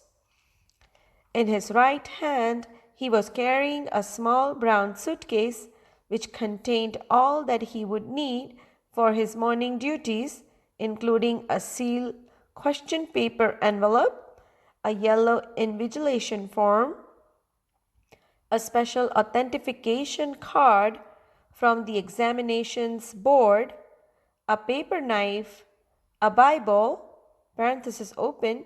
He was to speak to Women's Guild that afternoon on the Book of Ruth, parenthesis closed, and a current copy of the Church Times. The 2-hour examination was scheduled to start at 9:15 a.m. Evans was lathering his face vigorously when Stephens brought in 2 small square tables and set them opposite each other in the narrow space between the bunk on the one side and on the other a distempered stone wall. Next, Stephens brought in 2 hard chairs, the slightly less battered of which he placed in front of the table which stood nearer the cell door. Jackson put in a brief final appearance. "Behave yourself, laddie." Evans turned and nodded. "And these," parenthesis open, Jackson pointed to the pin-ups, parenthesis closed, "off." Evans turned and nodded again. "I was going to take 'em down anyway." "A minister, isn't it? The chap come in to sit in, I mean?" "And how did you know that?" asked Jackson quietly. "Well, I had to sign some forms, didn't I? And I couldn't help." Evans drew the razor carefully down his left cheek and left a neat swath in the white leather. "Can I ask you something?" Vistas, Chapter 7, page 6. "Can I tell you something, Mr. Jackson? Why did they have to bug me in this cell?" He nodded his head vaguely to a point above the door. "Not a very neat job," conceded Jackson. "They're not. They don't honestly think I'm going to try to—" "They're taking no chances, Evans. Nobody in his senses would take any chances with you." "Who's going to listen in?" "I'll tell you who's going to listen in, laddie. It's the governor himself, see? He don't trust you a bloody inch, and nor do I. I'll be watching you like a hawk, Evans, so keep your nose clean. Clear?" He walked towards the door. Evans nodded. He'd already thought of that, and number 2 handkerchief was lying ready on the bunk, a neatly folded square of off-white linen. "Just one more thing, Einstein." "Yeah, what's that?" "Good luck, old son." In the little lodge just inside the prison's main gates, the Reverend S. McCleary signed his name neatly in the visitor's book, and thence walked side by side with a silent prison officer across the exercise yard to D Wing, where he was greeted by Jackson. The wing's heavy outer door was unlocked and locked behind them. The heavy inner door the same, and McCleary was handed into Stephen's keeping. "Get the razor," murmured Jackson. Stephens nodded. "Well, keep your eyes skinned. Clear?" Stephens nodded again, and McCleary, his feet clanging up the iron stairs, followed his new guide and finally stood before a cell door where Stevens opened the peephole and looked through. "That's him, sir." Evans, facing the door, sat quietly at the farther of the two tables, his whole attention riveted to a textbook of elementary German grammar. Stevens took the key from its ring, and the cell lock sprang back with a thudded metallic twang. Vistas, Chapter 7, page 7. It was 9:10 a.m. when the governor switched on the receiver. He had instructed Jackson to tell Evans of the temporary little precaution that was only fair. Parenthesis open, as if Evans wouldn't spot it. Parenthesis closed. But wasn't it all a bit theatrical? Schoolboyish almost? How on earth was Evans going to try anything on today? If he was so anxious to make another break, why in heaven's name hadn't he tried it from the recreational block? Much easier. But he hadn't. And there he was now, sitting in a locked cell, all the prison officers on the alert, two more locked doors between his cell and the yard, and a yard with a wall as high as a haystack. Yes, Evans was as safe as houses. Anyway, it wouldn't be any trouble at all to have the receiver turned on for the next couple of hours or so. It wasn't as if there was going to be anything to listen to, was it? Amongst other things, an invigilator's duty was to ensure that the strictest silence was observed. But still that little nagging doubt. Might Evans try to take advantage of McLeary? Get him to smuggle in a chisel or two, or a rope, ladder, or... The governor sat up sharply. It was all very well getting rid of any potential weapon that Evans could have used. But what about McLeary? What if, quite unwittingly, the innocent McLeary had bought in something himself? A jackknife, perhaps. And what if Evans led him hostage with such a weapon? The governor reached for the phone. It was 9:12 a.m.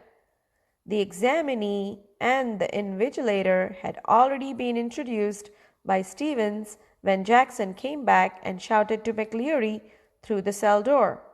"Can you come outside a minute, sir?" "You too, Stevens?" Jackson quickly explained the governor's worries, and McLeary patiently held out his arms at shoulder level whilst Jackson lightly frisked his clothes. "Something hard here, sir?" "My reading glasses," replied McLeary, looking down at the spectacle case. Jackson quickly reassured him, and bending down on the landing, thumb-flicked the catches on the suitcase.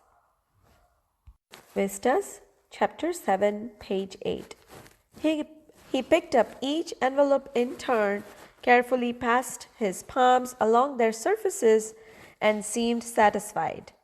He riffled cursorily through a few pages of Holy Writ and vaguely shook the Church Times. All right so far, but one of the objects in McLeary's suitcase was puzzling him sorely. "Do you mind telling me why you've brought this, sir?" He held up a smallish, semi-inflated rubber ring, such as a young child with a waist of about 12 inches might have struggled into. "You thinking of going for a swim, sir?" McLeary's hitherto amiable demeanor was slightly ruffled by this tasteless little pleasantry, and he answered Jackson somewhat sourly.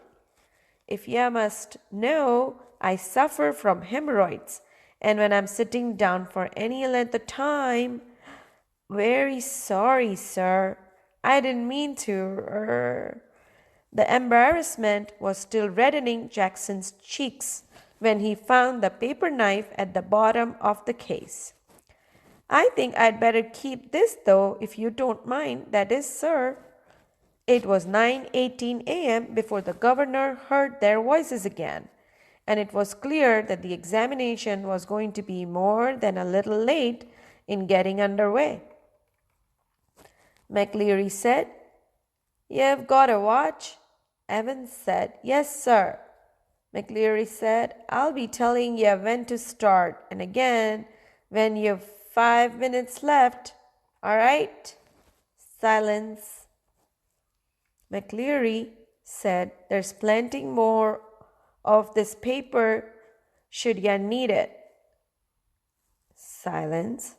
McLeary said, "Now, write the name of the paper, 021-1 in the top left corner." Silence. McLeary said, "In the top right-hand corner, write your index number, 313. And in the box just below that, write your center number, 271.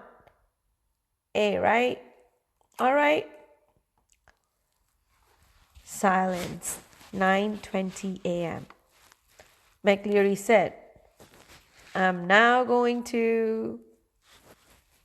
Evans said, "He's not going to stay here, is he?" McLeary said, "I don't know about that. Stevens said, "Mr. Jackson given me strict instructions to." Evans said, "How am I supposed to concentrate on my exam with someone breathing down my neck? Christ." "Sorry, sir, I didn't mean." The governor reached for the phone. "Jackson?" "Ah, good. Get Stevens out of that cell, will you? I think we are perhaps overdoing things." "As you wish, sir." The governor heard the exchanges in the cell, heard the door clang once more, and heard McLeary announce that the examination had begun at last. It was 9:25 a.m., and there was a great calm. At 9:40 a.m., the examinations board rang though, and the assistant secretary with special responsibility for modern languages asked to speak to the governor. The examination had already started, no doubt. "Ah, a quarter of an hour ago." "Yes. Well, there was a correction slip which some fool had forgotten to place in the examinations package." Very brief. Could the governor please? "Yes, of course. I'll put you straight through to Mr. Jackson in D Wing. Hold the line a minute." Was this the sort of thing the governor had feared? Was the phone call a fake, some signal, some secret message?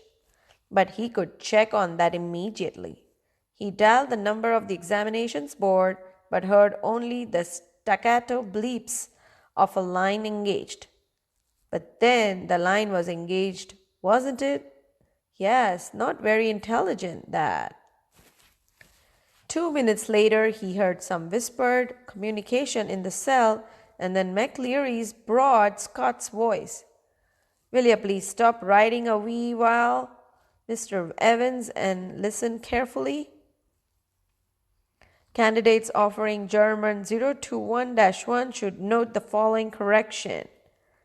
On page 3, line 15, the fourth word should read Goldinen, not Goldine, and the whole phrase will therefore read Zum Goldenen Lowen, not Zum Goldine Lowen. I will repeat that." The governor listened and smiled. He had taken German in the 6th form himself, and he remembered all about the agreement of adjectives. And so did McLeary, by the sound of things, for the minister's pronunciation was most impressive. But what about Evans? He probably didn't know what an adjective was. The phone rang again. The magistrate's court. They needed a prison van and a couple of prison officers. remand case. And within 2 minutes, the governor was wondering whether that could be a hoax. He told himself not to do so silly. His imagination was beginning to run riot. Evans.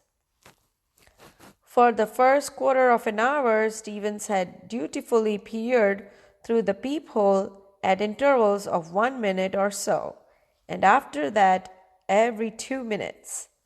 At 10:45 a.m., everything was still all right as he looked through the peephole once more. It took 4 or 5 seconds, no more. What was the point? It was always more or less the same. Evans, his pens between his lips, sat staring straight in front of him towards the door, seeking, it seemed, some sorely needed inspiration from somewhere, and opposite him McCleary, seated slightly askew from the table now, his face in semi-profile, his hair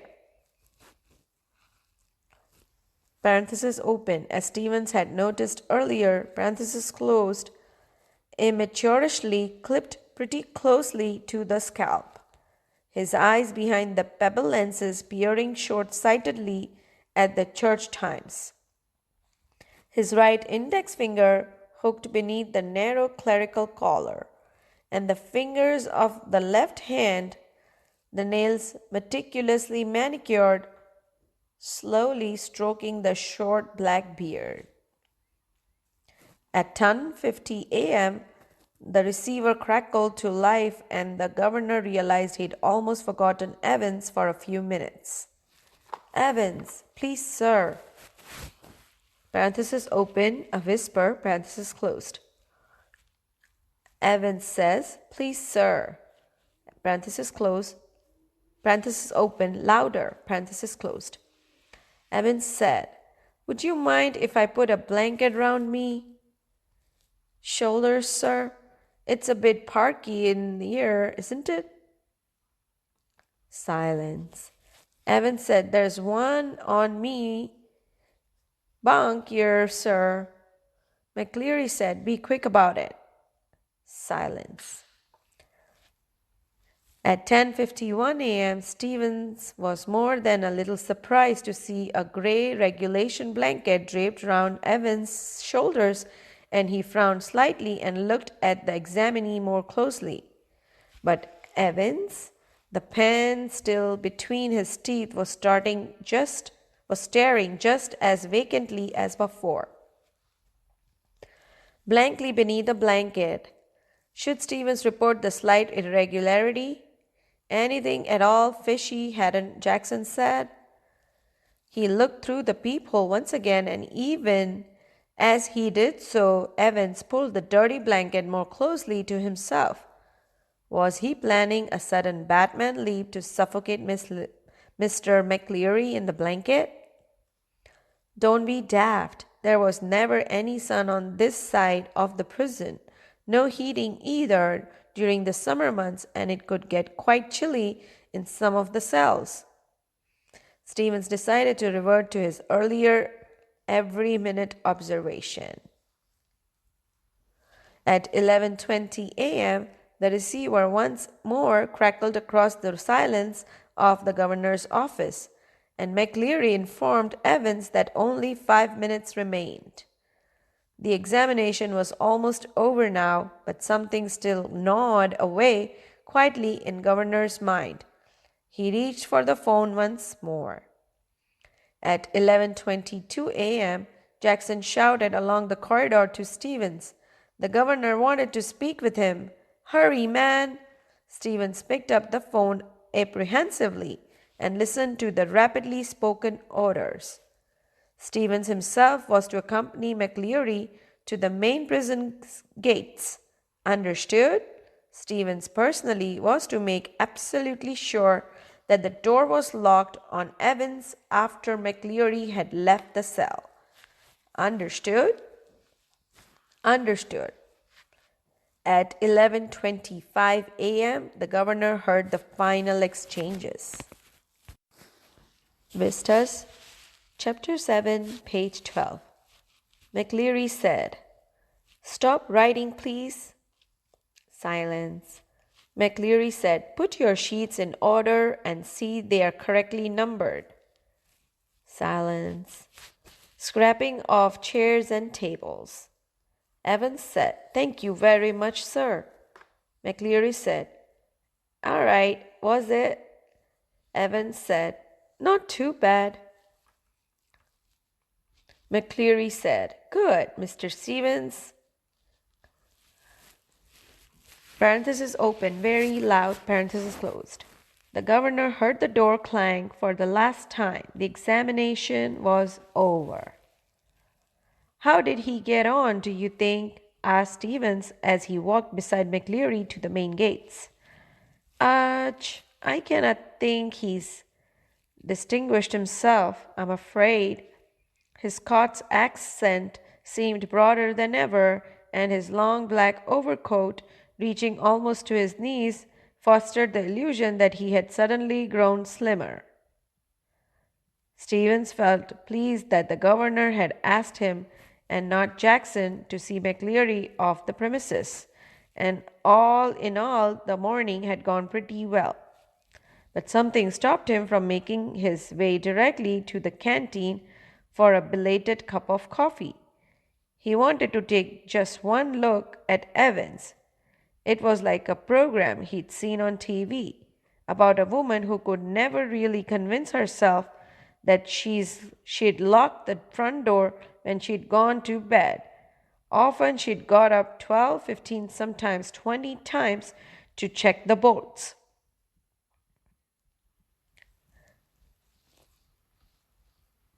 There is a little exercise on this page. Read and find out. Did the governor and his staff finally heave a sigh of relief? The story continues. He re-entered D Wing, made his way along the Evans cell, and opened the peephole once more. Oh no! Christ, no! There! Sprawled back in Evans' chair was a man. For a semi-second Stevens thought it must be Evans. A gray regulation blanket slipping from his shoulder. The front of Chapter 7, page 13. A gray regulation blanket slipping from his shoulders, the front of his eyes closely cropped, irregularly tufted hair awash with fierce red blood which had dripped already through the small black beard and was even now spreading horribly over the white clerical collar and down into the black clerical front.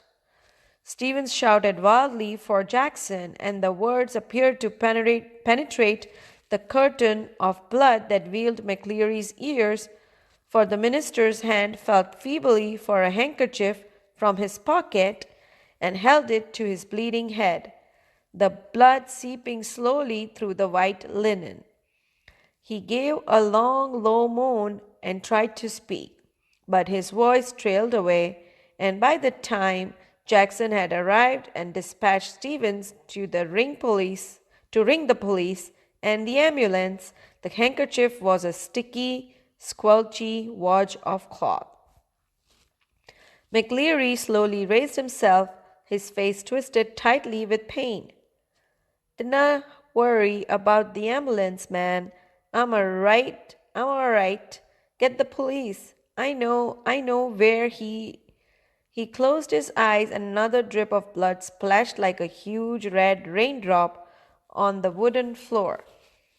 His hand felt along the table, found the German question paper, and grasped it tightly in his blood-stained hand. "Get the governor. I know. Where, Evans?" Almost immediately, sirens were sounding. Prison officers barked orders. Puzzled prisoners pushed their way along the corridors. Doors were banged and bolted, and phones were ringing everywhere. And within a minute, McLeary, with Jackson and Stevens supporting him on either side, his face now streaked and caked with drying blood, was greeted in the prison yard by the governor, perplexed and grim. "We must get you to the hospital immediately." I just don't. You called the police? Yes, they're on their way. But I'm all right. Look here. Awkwardly, he opened the German question paper and thrust it before the governor's face. It's there. Do you see what I mean? The governor looked down and realized what McLeary was trying to tell him. A photocopied sheet had been carefully and cleverly superimposed over the last parenthesis open, originally blank, parenthesis close page of the question paper. Chapter 7, page 14. You see what they've done, Governor? You see? His voice trailed off again as the governor, dredging the layers of long neglected learning, willed himself to translate the German text before him. Stay sollen dem schon verabredeten Plan genau folgen. Der Zeitpunkt first dread Minuten vor Ende des Examens. You must follow the plan already something. The vital point in the time is 3 minutes before the end of the examination, but something. Don't hit him too hard, remember. He's a minister. And don't overdo the Scots accent when a fast approaching siren wailed to its crescendo. The great doors of the prison yard were pushed back, and a white police car squealed to a jerky halt beside them. Detective Superintendent Carter swung himself out of the passenger seat and saluted the governor. What the hell's happening, sir? And turning to McLeary, Christ, who's hit him? But McLeary cut across whatever explanation the governor might have given. Elsfield Way, officer. I know where Evans. He was breathing heavily and leaned for support against the side of the car, where the imprint of his hand was left in tarnished crimson.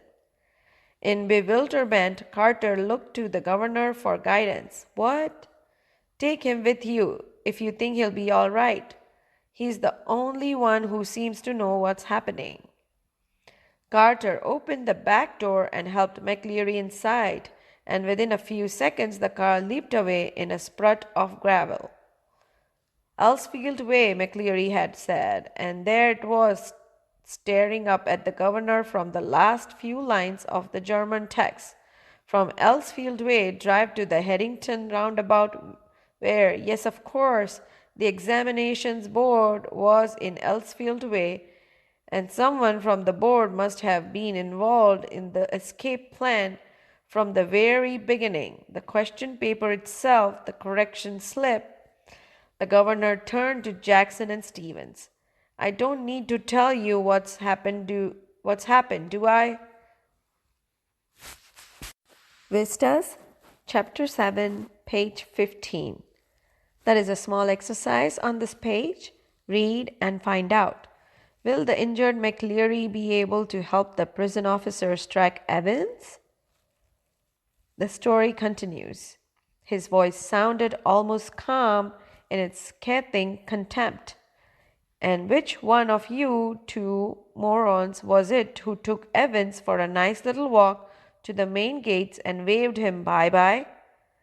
It was me, sir, stammered Stevens. Just like you told me, sir. I could have sworn.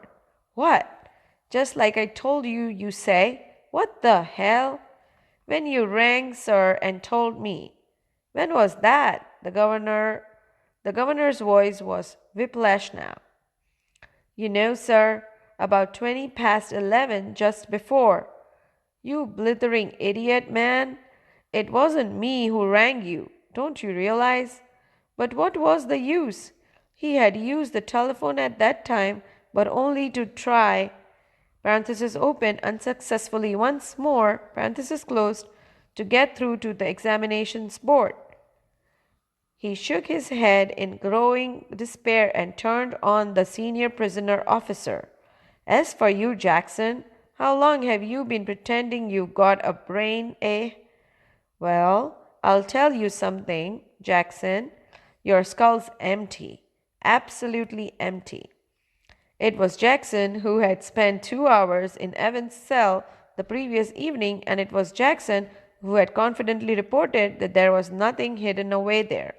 Nothing at all. And yet Evans had somehow managed to conceal not only a false beard, a pair of spectacles, a dog collar, and all the rest of his clerical paraphernalia, but also some sort of weapon with which he had given McLeary such a terrible blow across the head. Arg! A prison van backed alongside, but the governor made no immediate move. He looked down again at the last line of the German, to the Harrington roundabout, where you go straight over and make your way to New Graben. New Graben? Where on earth? New something. New grave? Never heard of it. There was a war grave somewhere near Reading, but no, it was probably a code word. And then it hit him. Newberry. God, yes. Newberry was a pretty big sort of place. But. Chapter 7, page 16. He rapped out his orders to the driver. St. Aldate's police station. And step on it.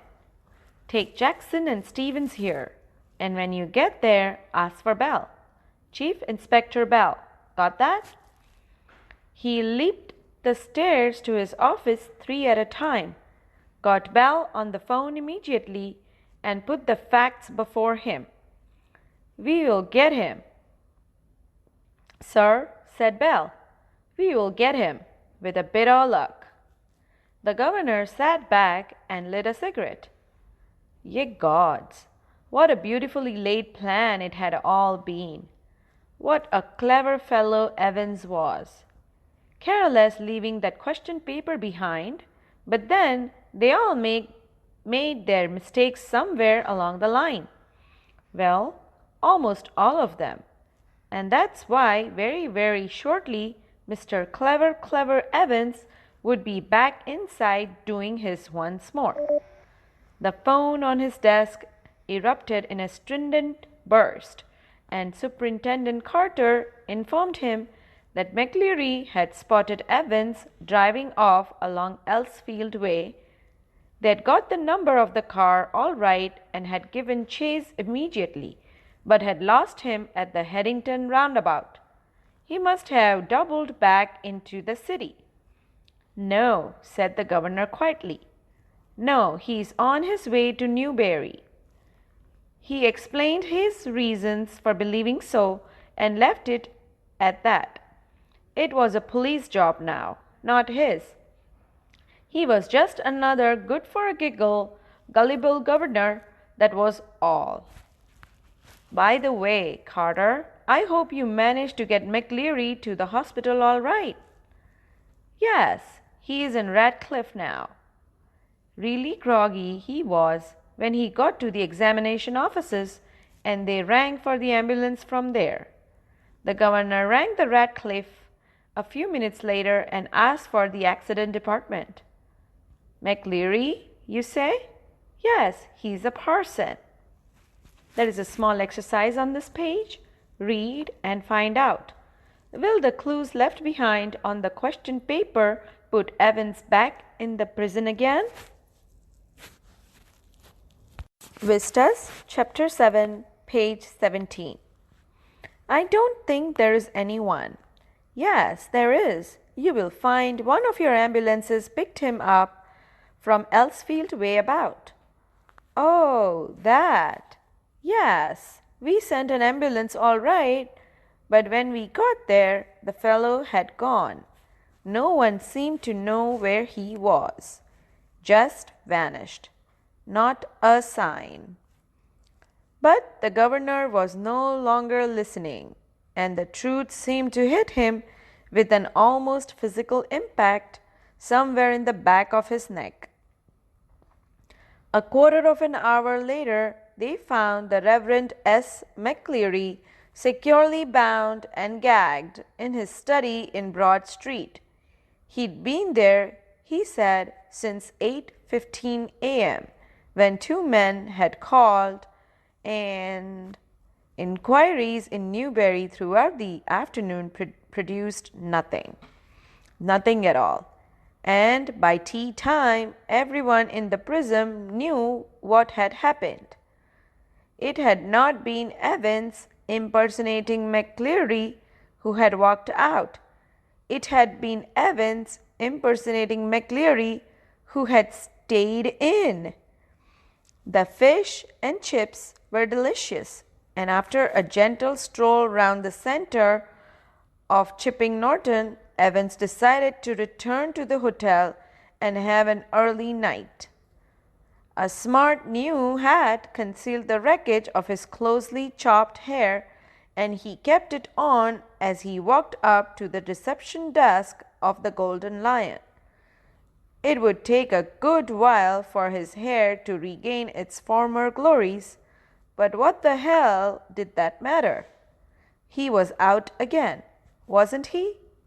A bit of bad luck that when Jackson had pinched his scissors, for it had meant a long and tricky operation with his only razor blade the previous night. Ah, he'd had his good luck too. Just think. If Jackson had made him take his bobble hat off, phew, that really had been a close call. Still, old Jackson wasn't such a bad fellow. One of the worst things, funny really, had been the beard. He'd always been allergic to sticking plaster, and even now his chin was irritatingly sore and red. There is a small exercise on this page. Read and find out. Where did Evans go? Vistas, Chapter 7, page 18. The receptionist wasn't the same girl who'd booked him in, but the change was definitely for the better. As he collected his keys, he gave her his best smile, told her he wouldn't be bothering with breakfast, ordered the Daily Express, and asked for an early morning call at 6:45 a.m. Tomorrow was going to be another busy day. He whistled softly to himself as he walked up the broad stairs. He'd sort of liked the idea of being dressed up as a minister dog collar and everything. Yes, it had been a jolly good idea for McCleary to wear two black fronts, two collars, but that top collar, phew, it had kept on slipping off the back stud, and there'd been that one panicky moment when McCleary had only just got his hands up his neck in time to stop the collars springing apart before Stevens. Ah, they'd got that little problem worked out all right, though. A pen stuck in the mouth whenever the evil eye had appeared at the peephole. Easy. But all that fiddling about under the blanket with the black front and the stud at the back of the collar, that had been far more difficult than they'd ever bargained for. Everything else had gone beautifully smooth, though. In the car he'd found everything they'd promised him: soap and water, clothes, the map. Yes, the map, of course. The Ordnance Survey map of Oxfordshire. He'd got some good friends, some very clever friends. Christ, ah! He unlocked his bedroom door and closed it quietly behind him, and then stood frozen to the spot, like a man who had just caught a glimpse of the Gorgon. Sitting on the narrow bed was the very last man in the world that Evans had expected or wanted to see. "It's not worth trying anything," said the governor quietly, as Evan's eyes darted desperately around the room. "I've got men all round the place." Parenthesis open. Well, there were only two really, But Evans need not know that. Parenthesis closed. He let the words sink in. Women, too? Didn't you think the blonde girl in reception was rather sweet? Evans was visibly shaken. He sat down slowly in the only chair the small room could offer and held his head between his hands.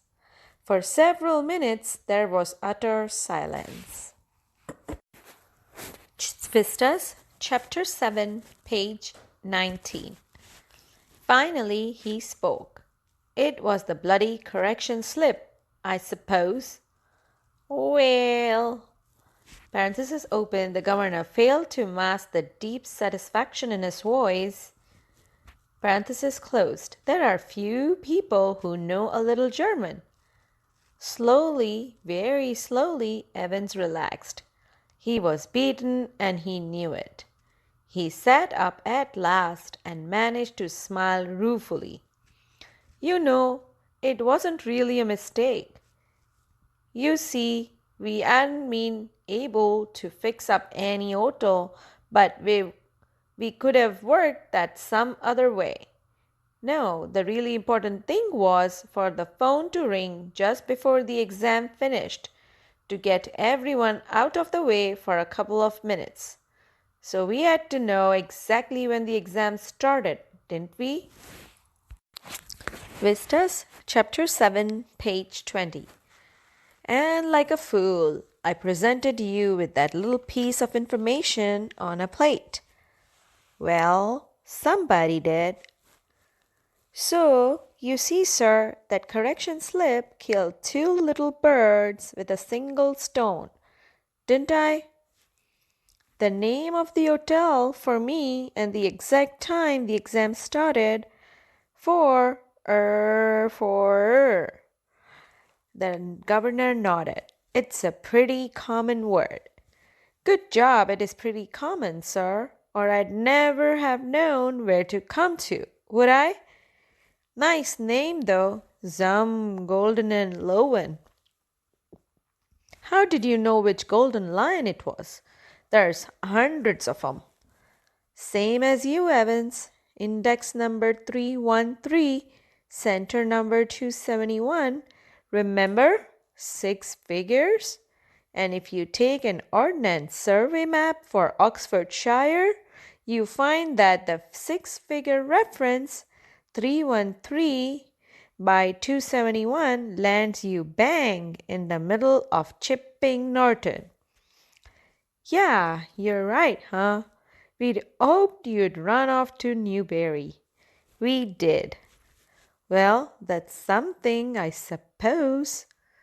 That question paper, Evans, could you really understand all that German? I could hardly. Nah, course I couldn't. I knew roughly what it was all about, but we just hoped it would throw a few spanners in the works, you know, sort of muddle everybody a little bit. The governor stood up. Tell me one thing before we go. How on earth did you get all that blood to pour over your head? Evan suddenly looked a little happier. Clever, sir. Very clever that was. How to get a couple of pints of blood into a cell, eh? When there's none there to start off with, and when the invigilator, shall we say, gets searched before he comes in. Yes, sir, you can well ask about that, and I don't know if I ought to tell you. After all, I might want to use that particular. Anything to do with a little rubber ring for piles, perhaps? Evans grinned feebly. Clever, though, wasn't it? Chapter 7, page 21. Must have been tricky job sticking a couple of pints. Nah, you've got it wrong, sir. No problem about that.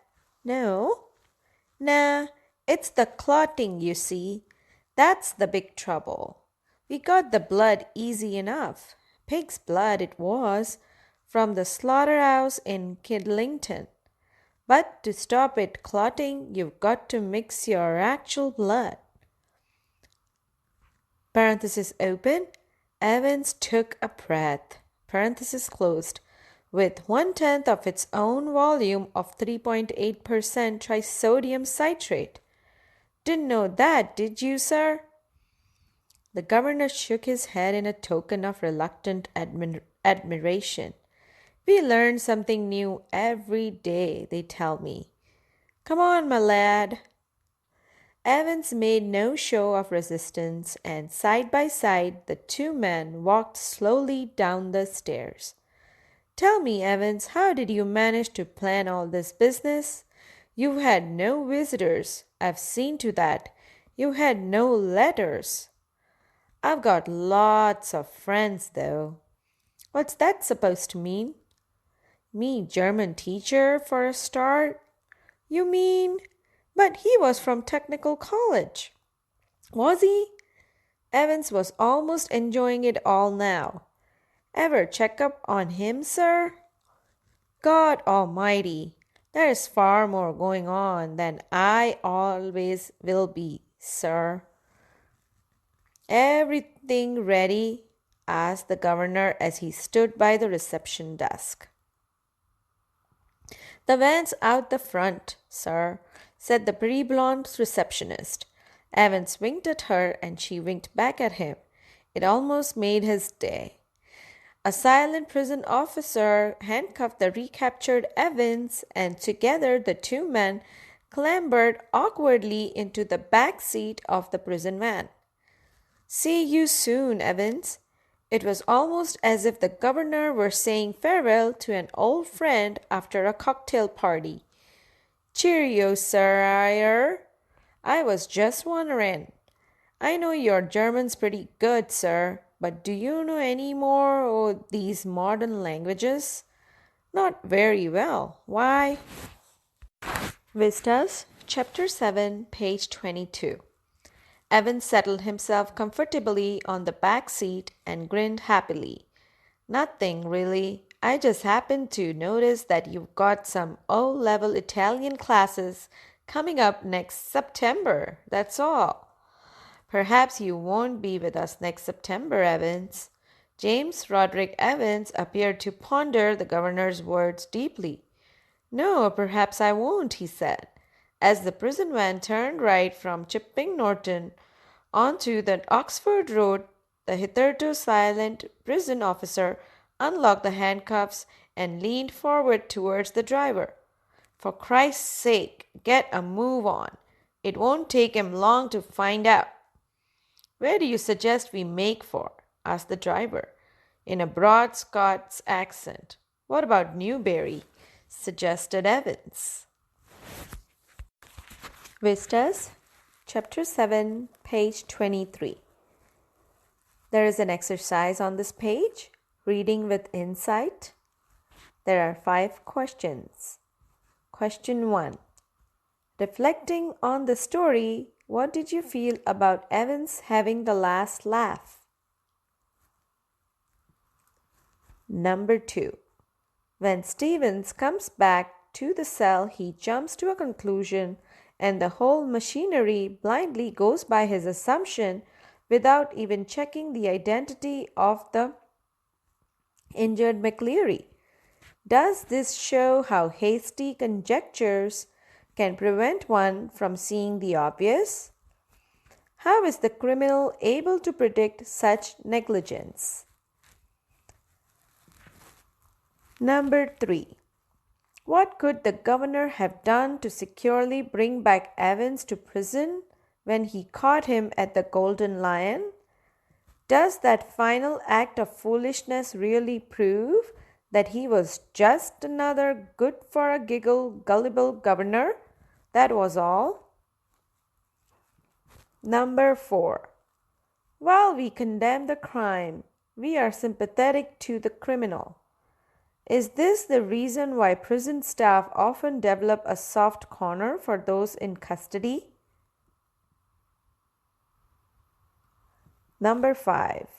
Do you agree that between crime and punishment, it is mainly a battle of wits? The end. Vistas, Chapter 8, Memories of Childhood by Zitkala Sa and Bama. Page 1.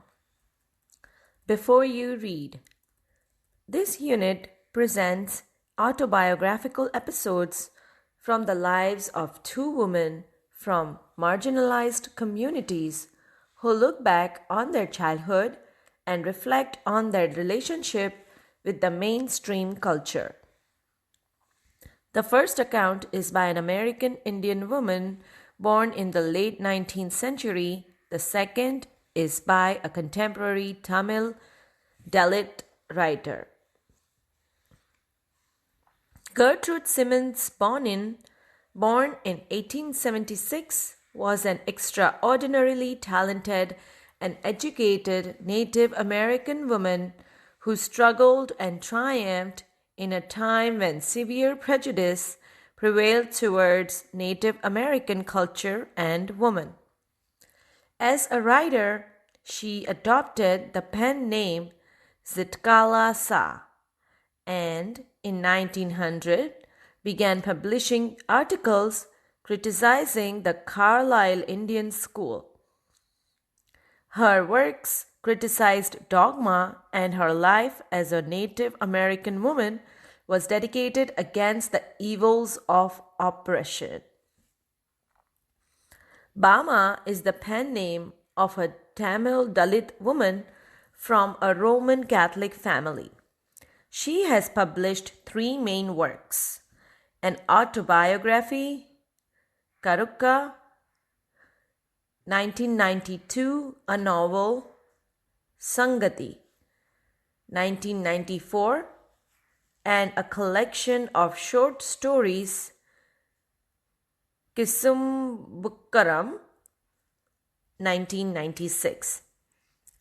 The following excerpt has been taken from Karukku. Karukku means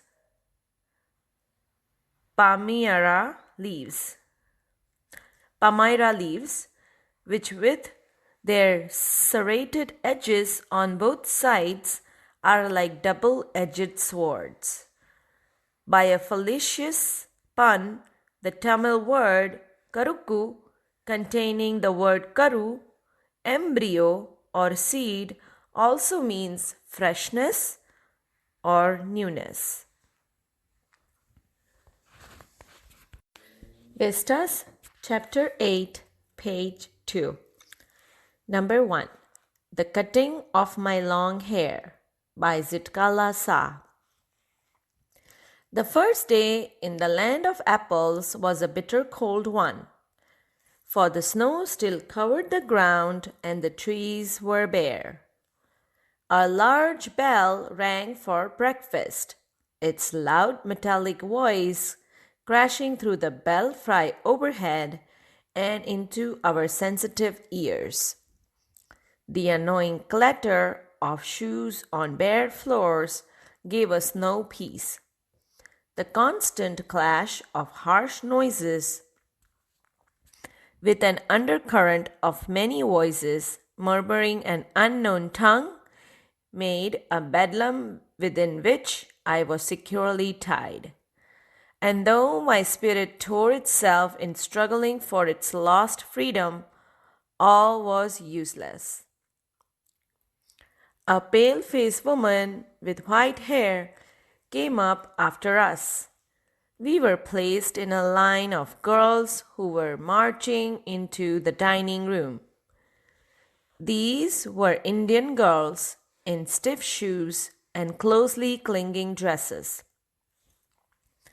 The small girls wore sleeved aprons and shingled hair. As I walked noiselessly in my soft moccasins, I felt like sinking to the floor, for my blanket had been stripped from my shoulders. I looked hard at the Indian girls, who seemed not to care that they were even more immodestly dressed than I in their tightly fitting clothes.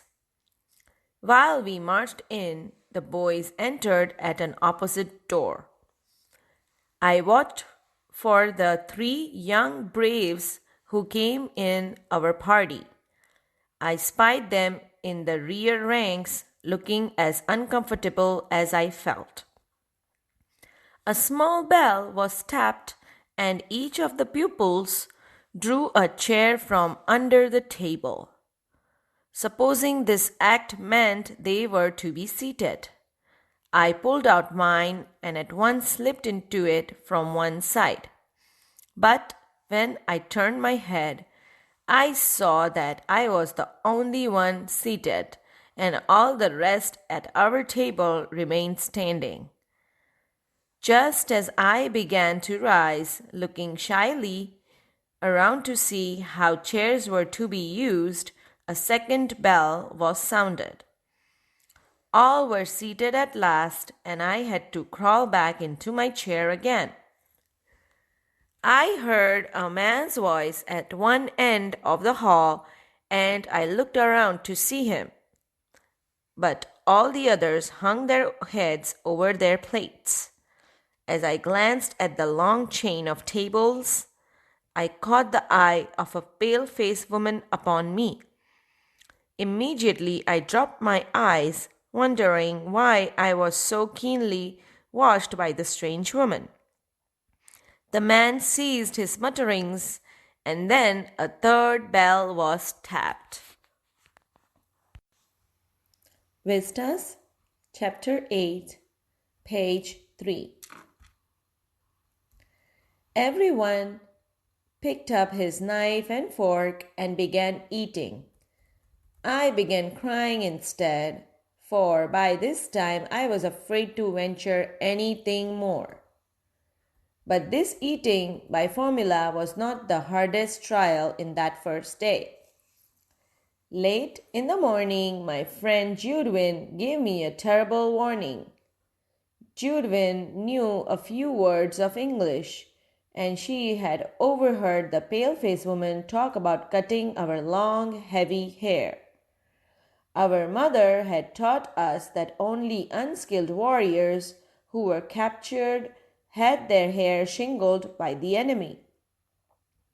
Among our people, short hair was worn by mourners and shingled hair by cowards.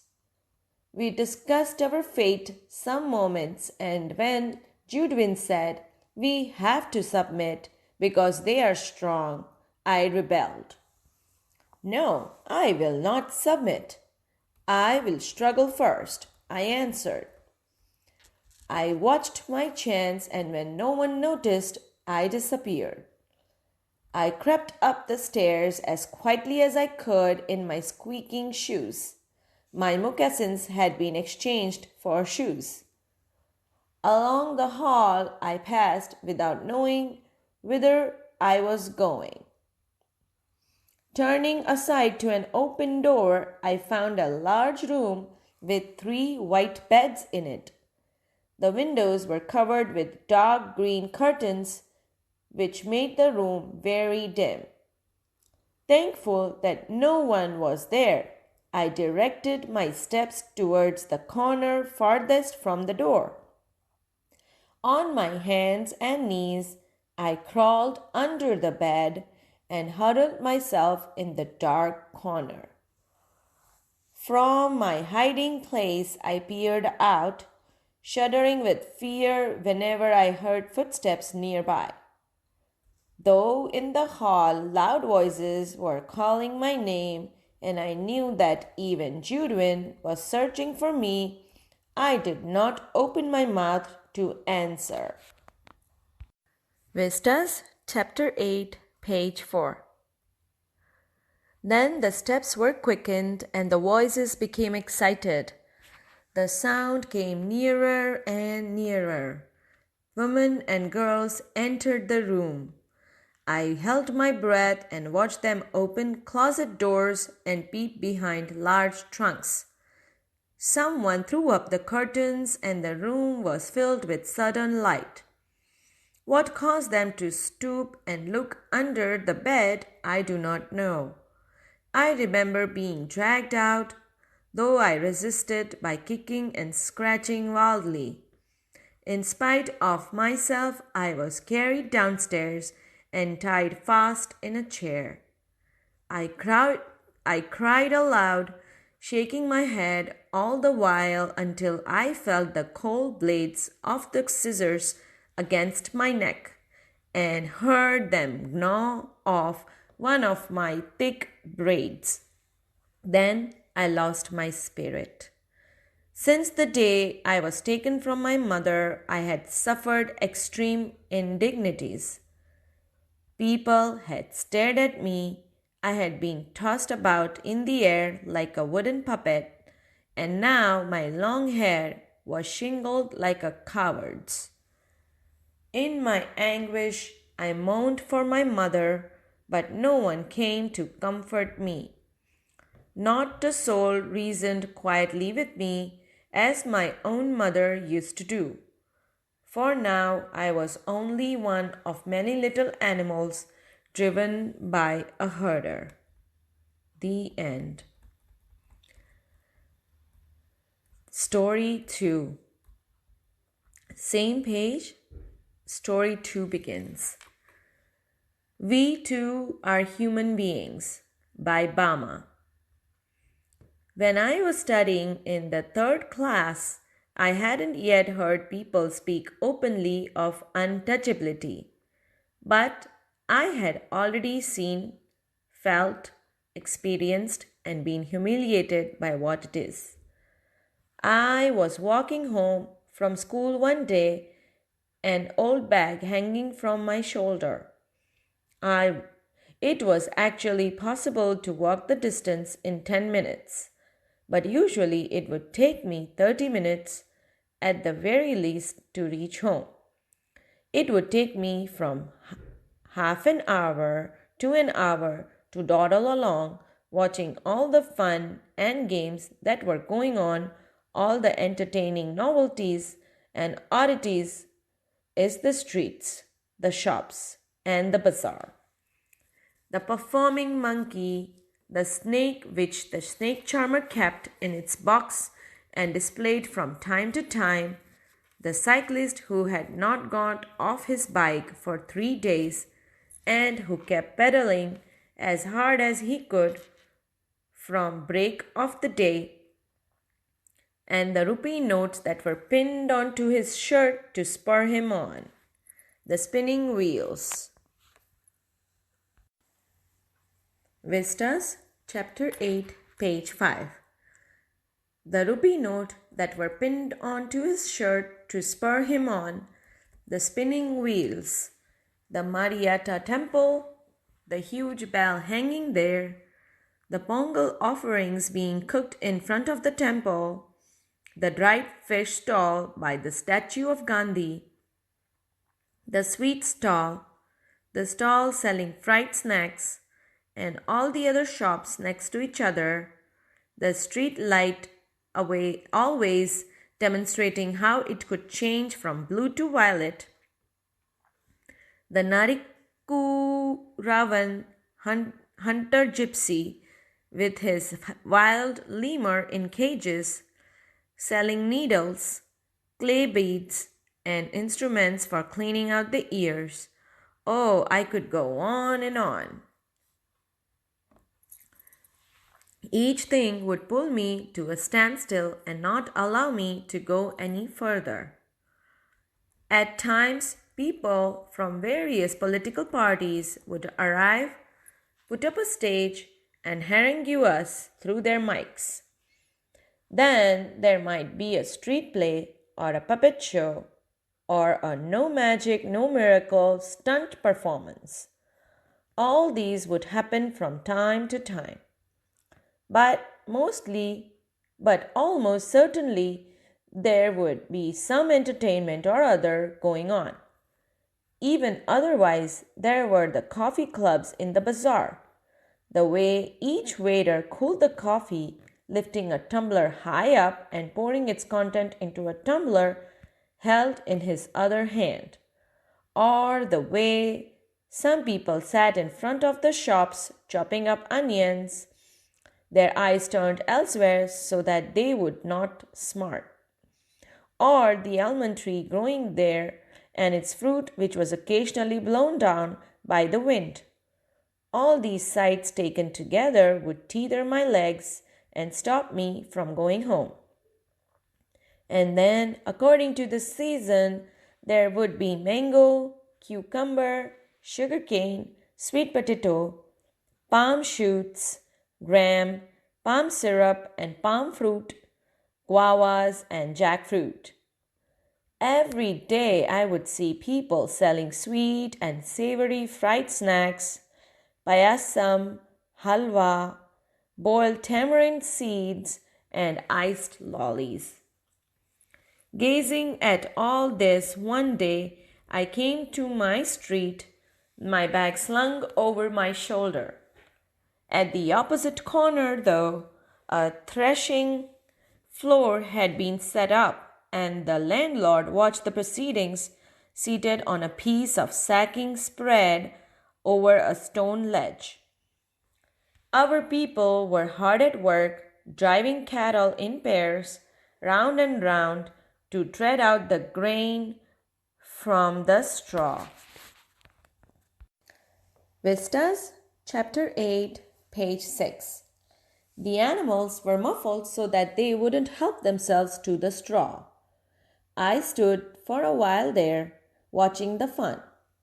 Just then, an elder of our street came along from the direction of the bazaar.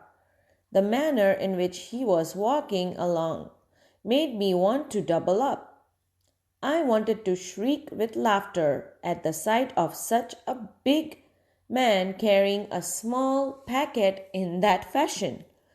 I guess there was something like vadai or green banana bhaji in the packet because the wrapping paper was stained with oil. He came along holding out the packet by its string without touching it. I stood there thinking to myself, if he holds it like that, won't the package come undone and the vadai fall out? The elder went straight up to the landlord, bowed low, and extended the packet towards him, cupping the hand that held the string with his other hand. The landlord opened the parcel and began to eat the vadais. After I had watched all this, at last I went home. My elder brother was there. I told him the story in all its comic detail. I fell about with laughter at the memory of a big man and an elder at that, making such a game out of carrying the parcel. But Anand was not amused. Anna told me the man wasn't being funny when he carried the package like that. He said everybody believed that they were upper caste and therefore must not touch us. If they did, they would be polluted. That's why he had to carry the package by its string. Vistas, Chapter 8, page 7.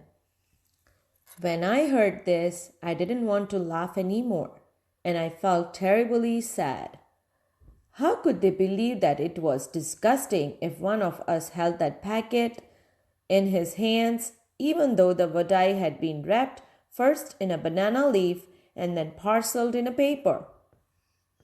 I felt so provoked and angry that I wanted to touch those wretched vadais myself straight away. Why should we have to fetch and carry for these people, I wondered. Such an important elder of ours goes meekly to the shops to fetch snacks and hands them over reverently, bowing and shrinking to his fellow who just sits there and stuffs them into his mouth. The thought of it infuriated me. How was it that these fellows thought so much of themselves?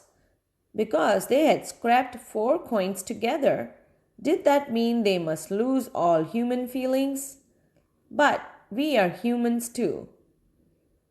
But we too are human beings. Our people should never run these pretty errands for these fellows. We should work in their fields, take home our wages, and leave it at that. My elder brother, who was studying at a university, had come home for the holidays. He would often go to the library in our neighboring village in order to borrow books. He was on his way home one day, walking along the banks of the irrigation tank. One of the landlord's men came up behind him.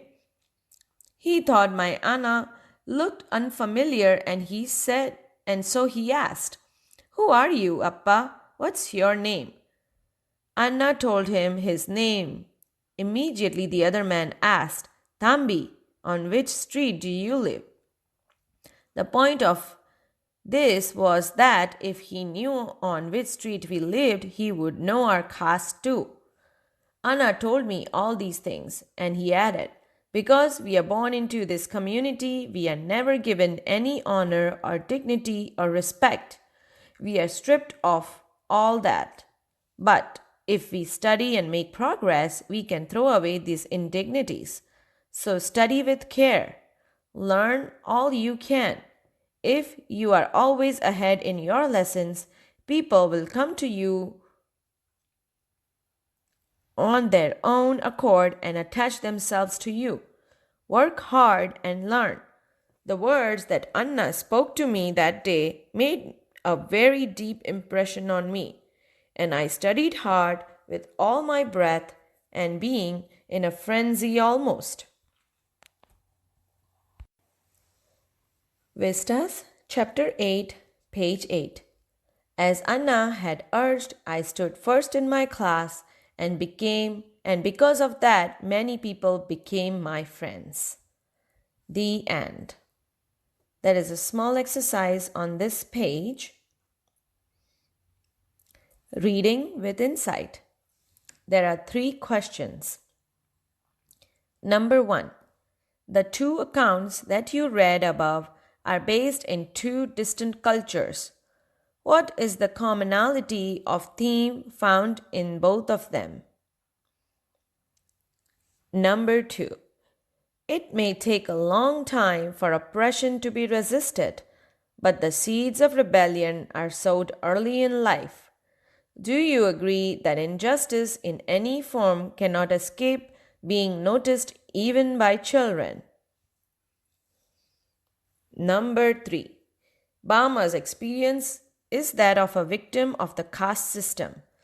What kind of discrimination does Zitkala Sa's experience depict? What are their responses to their respective situations? The end.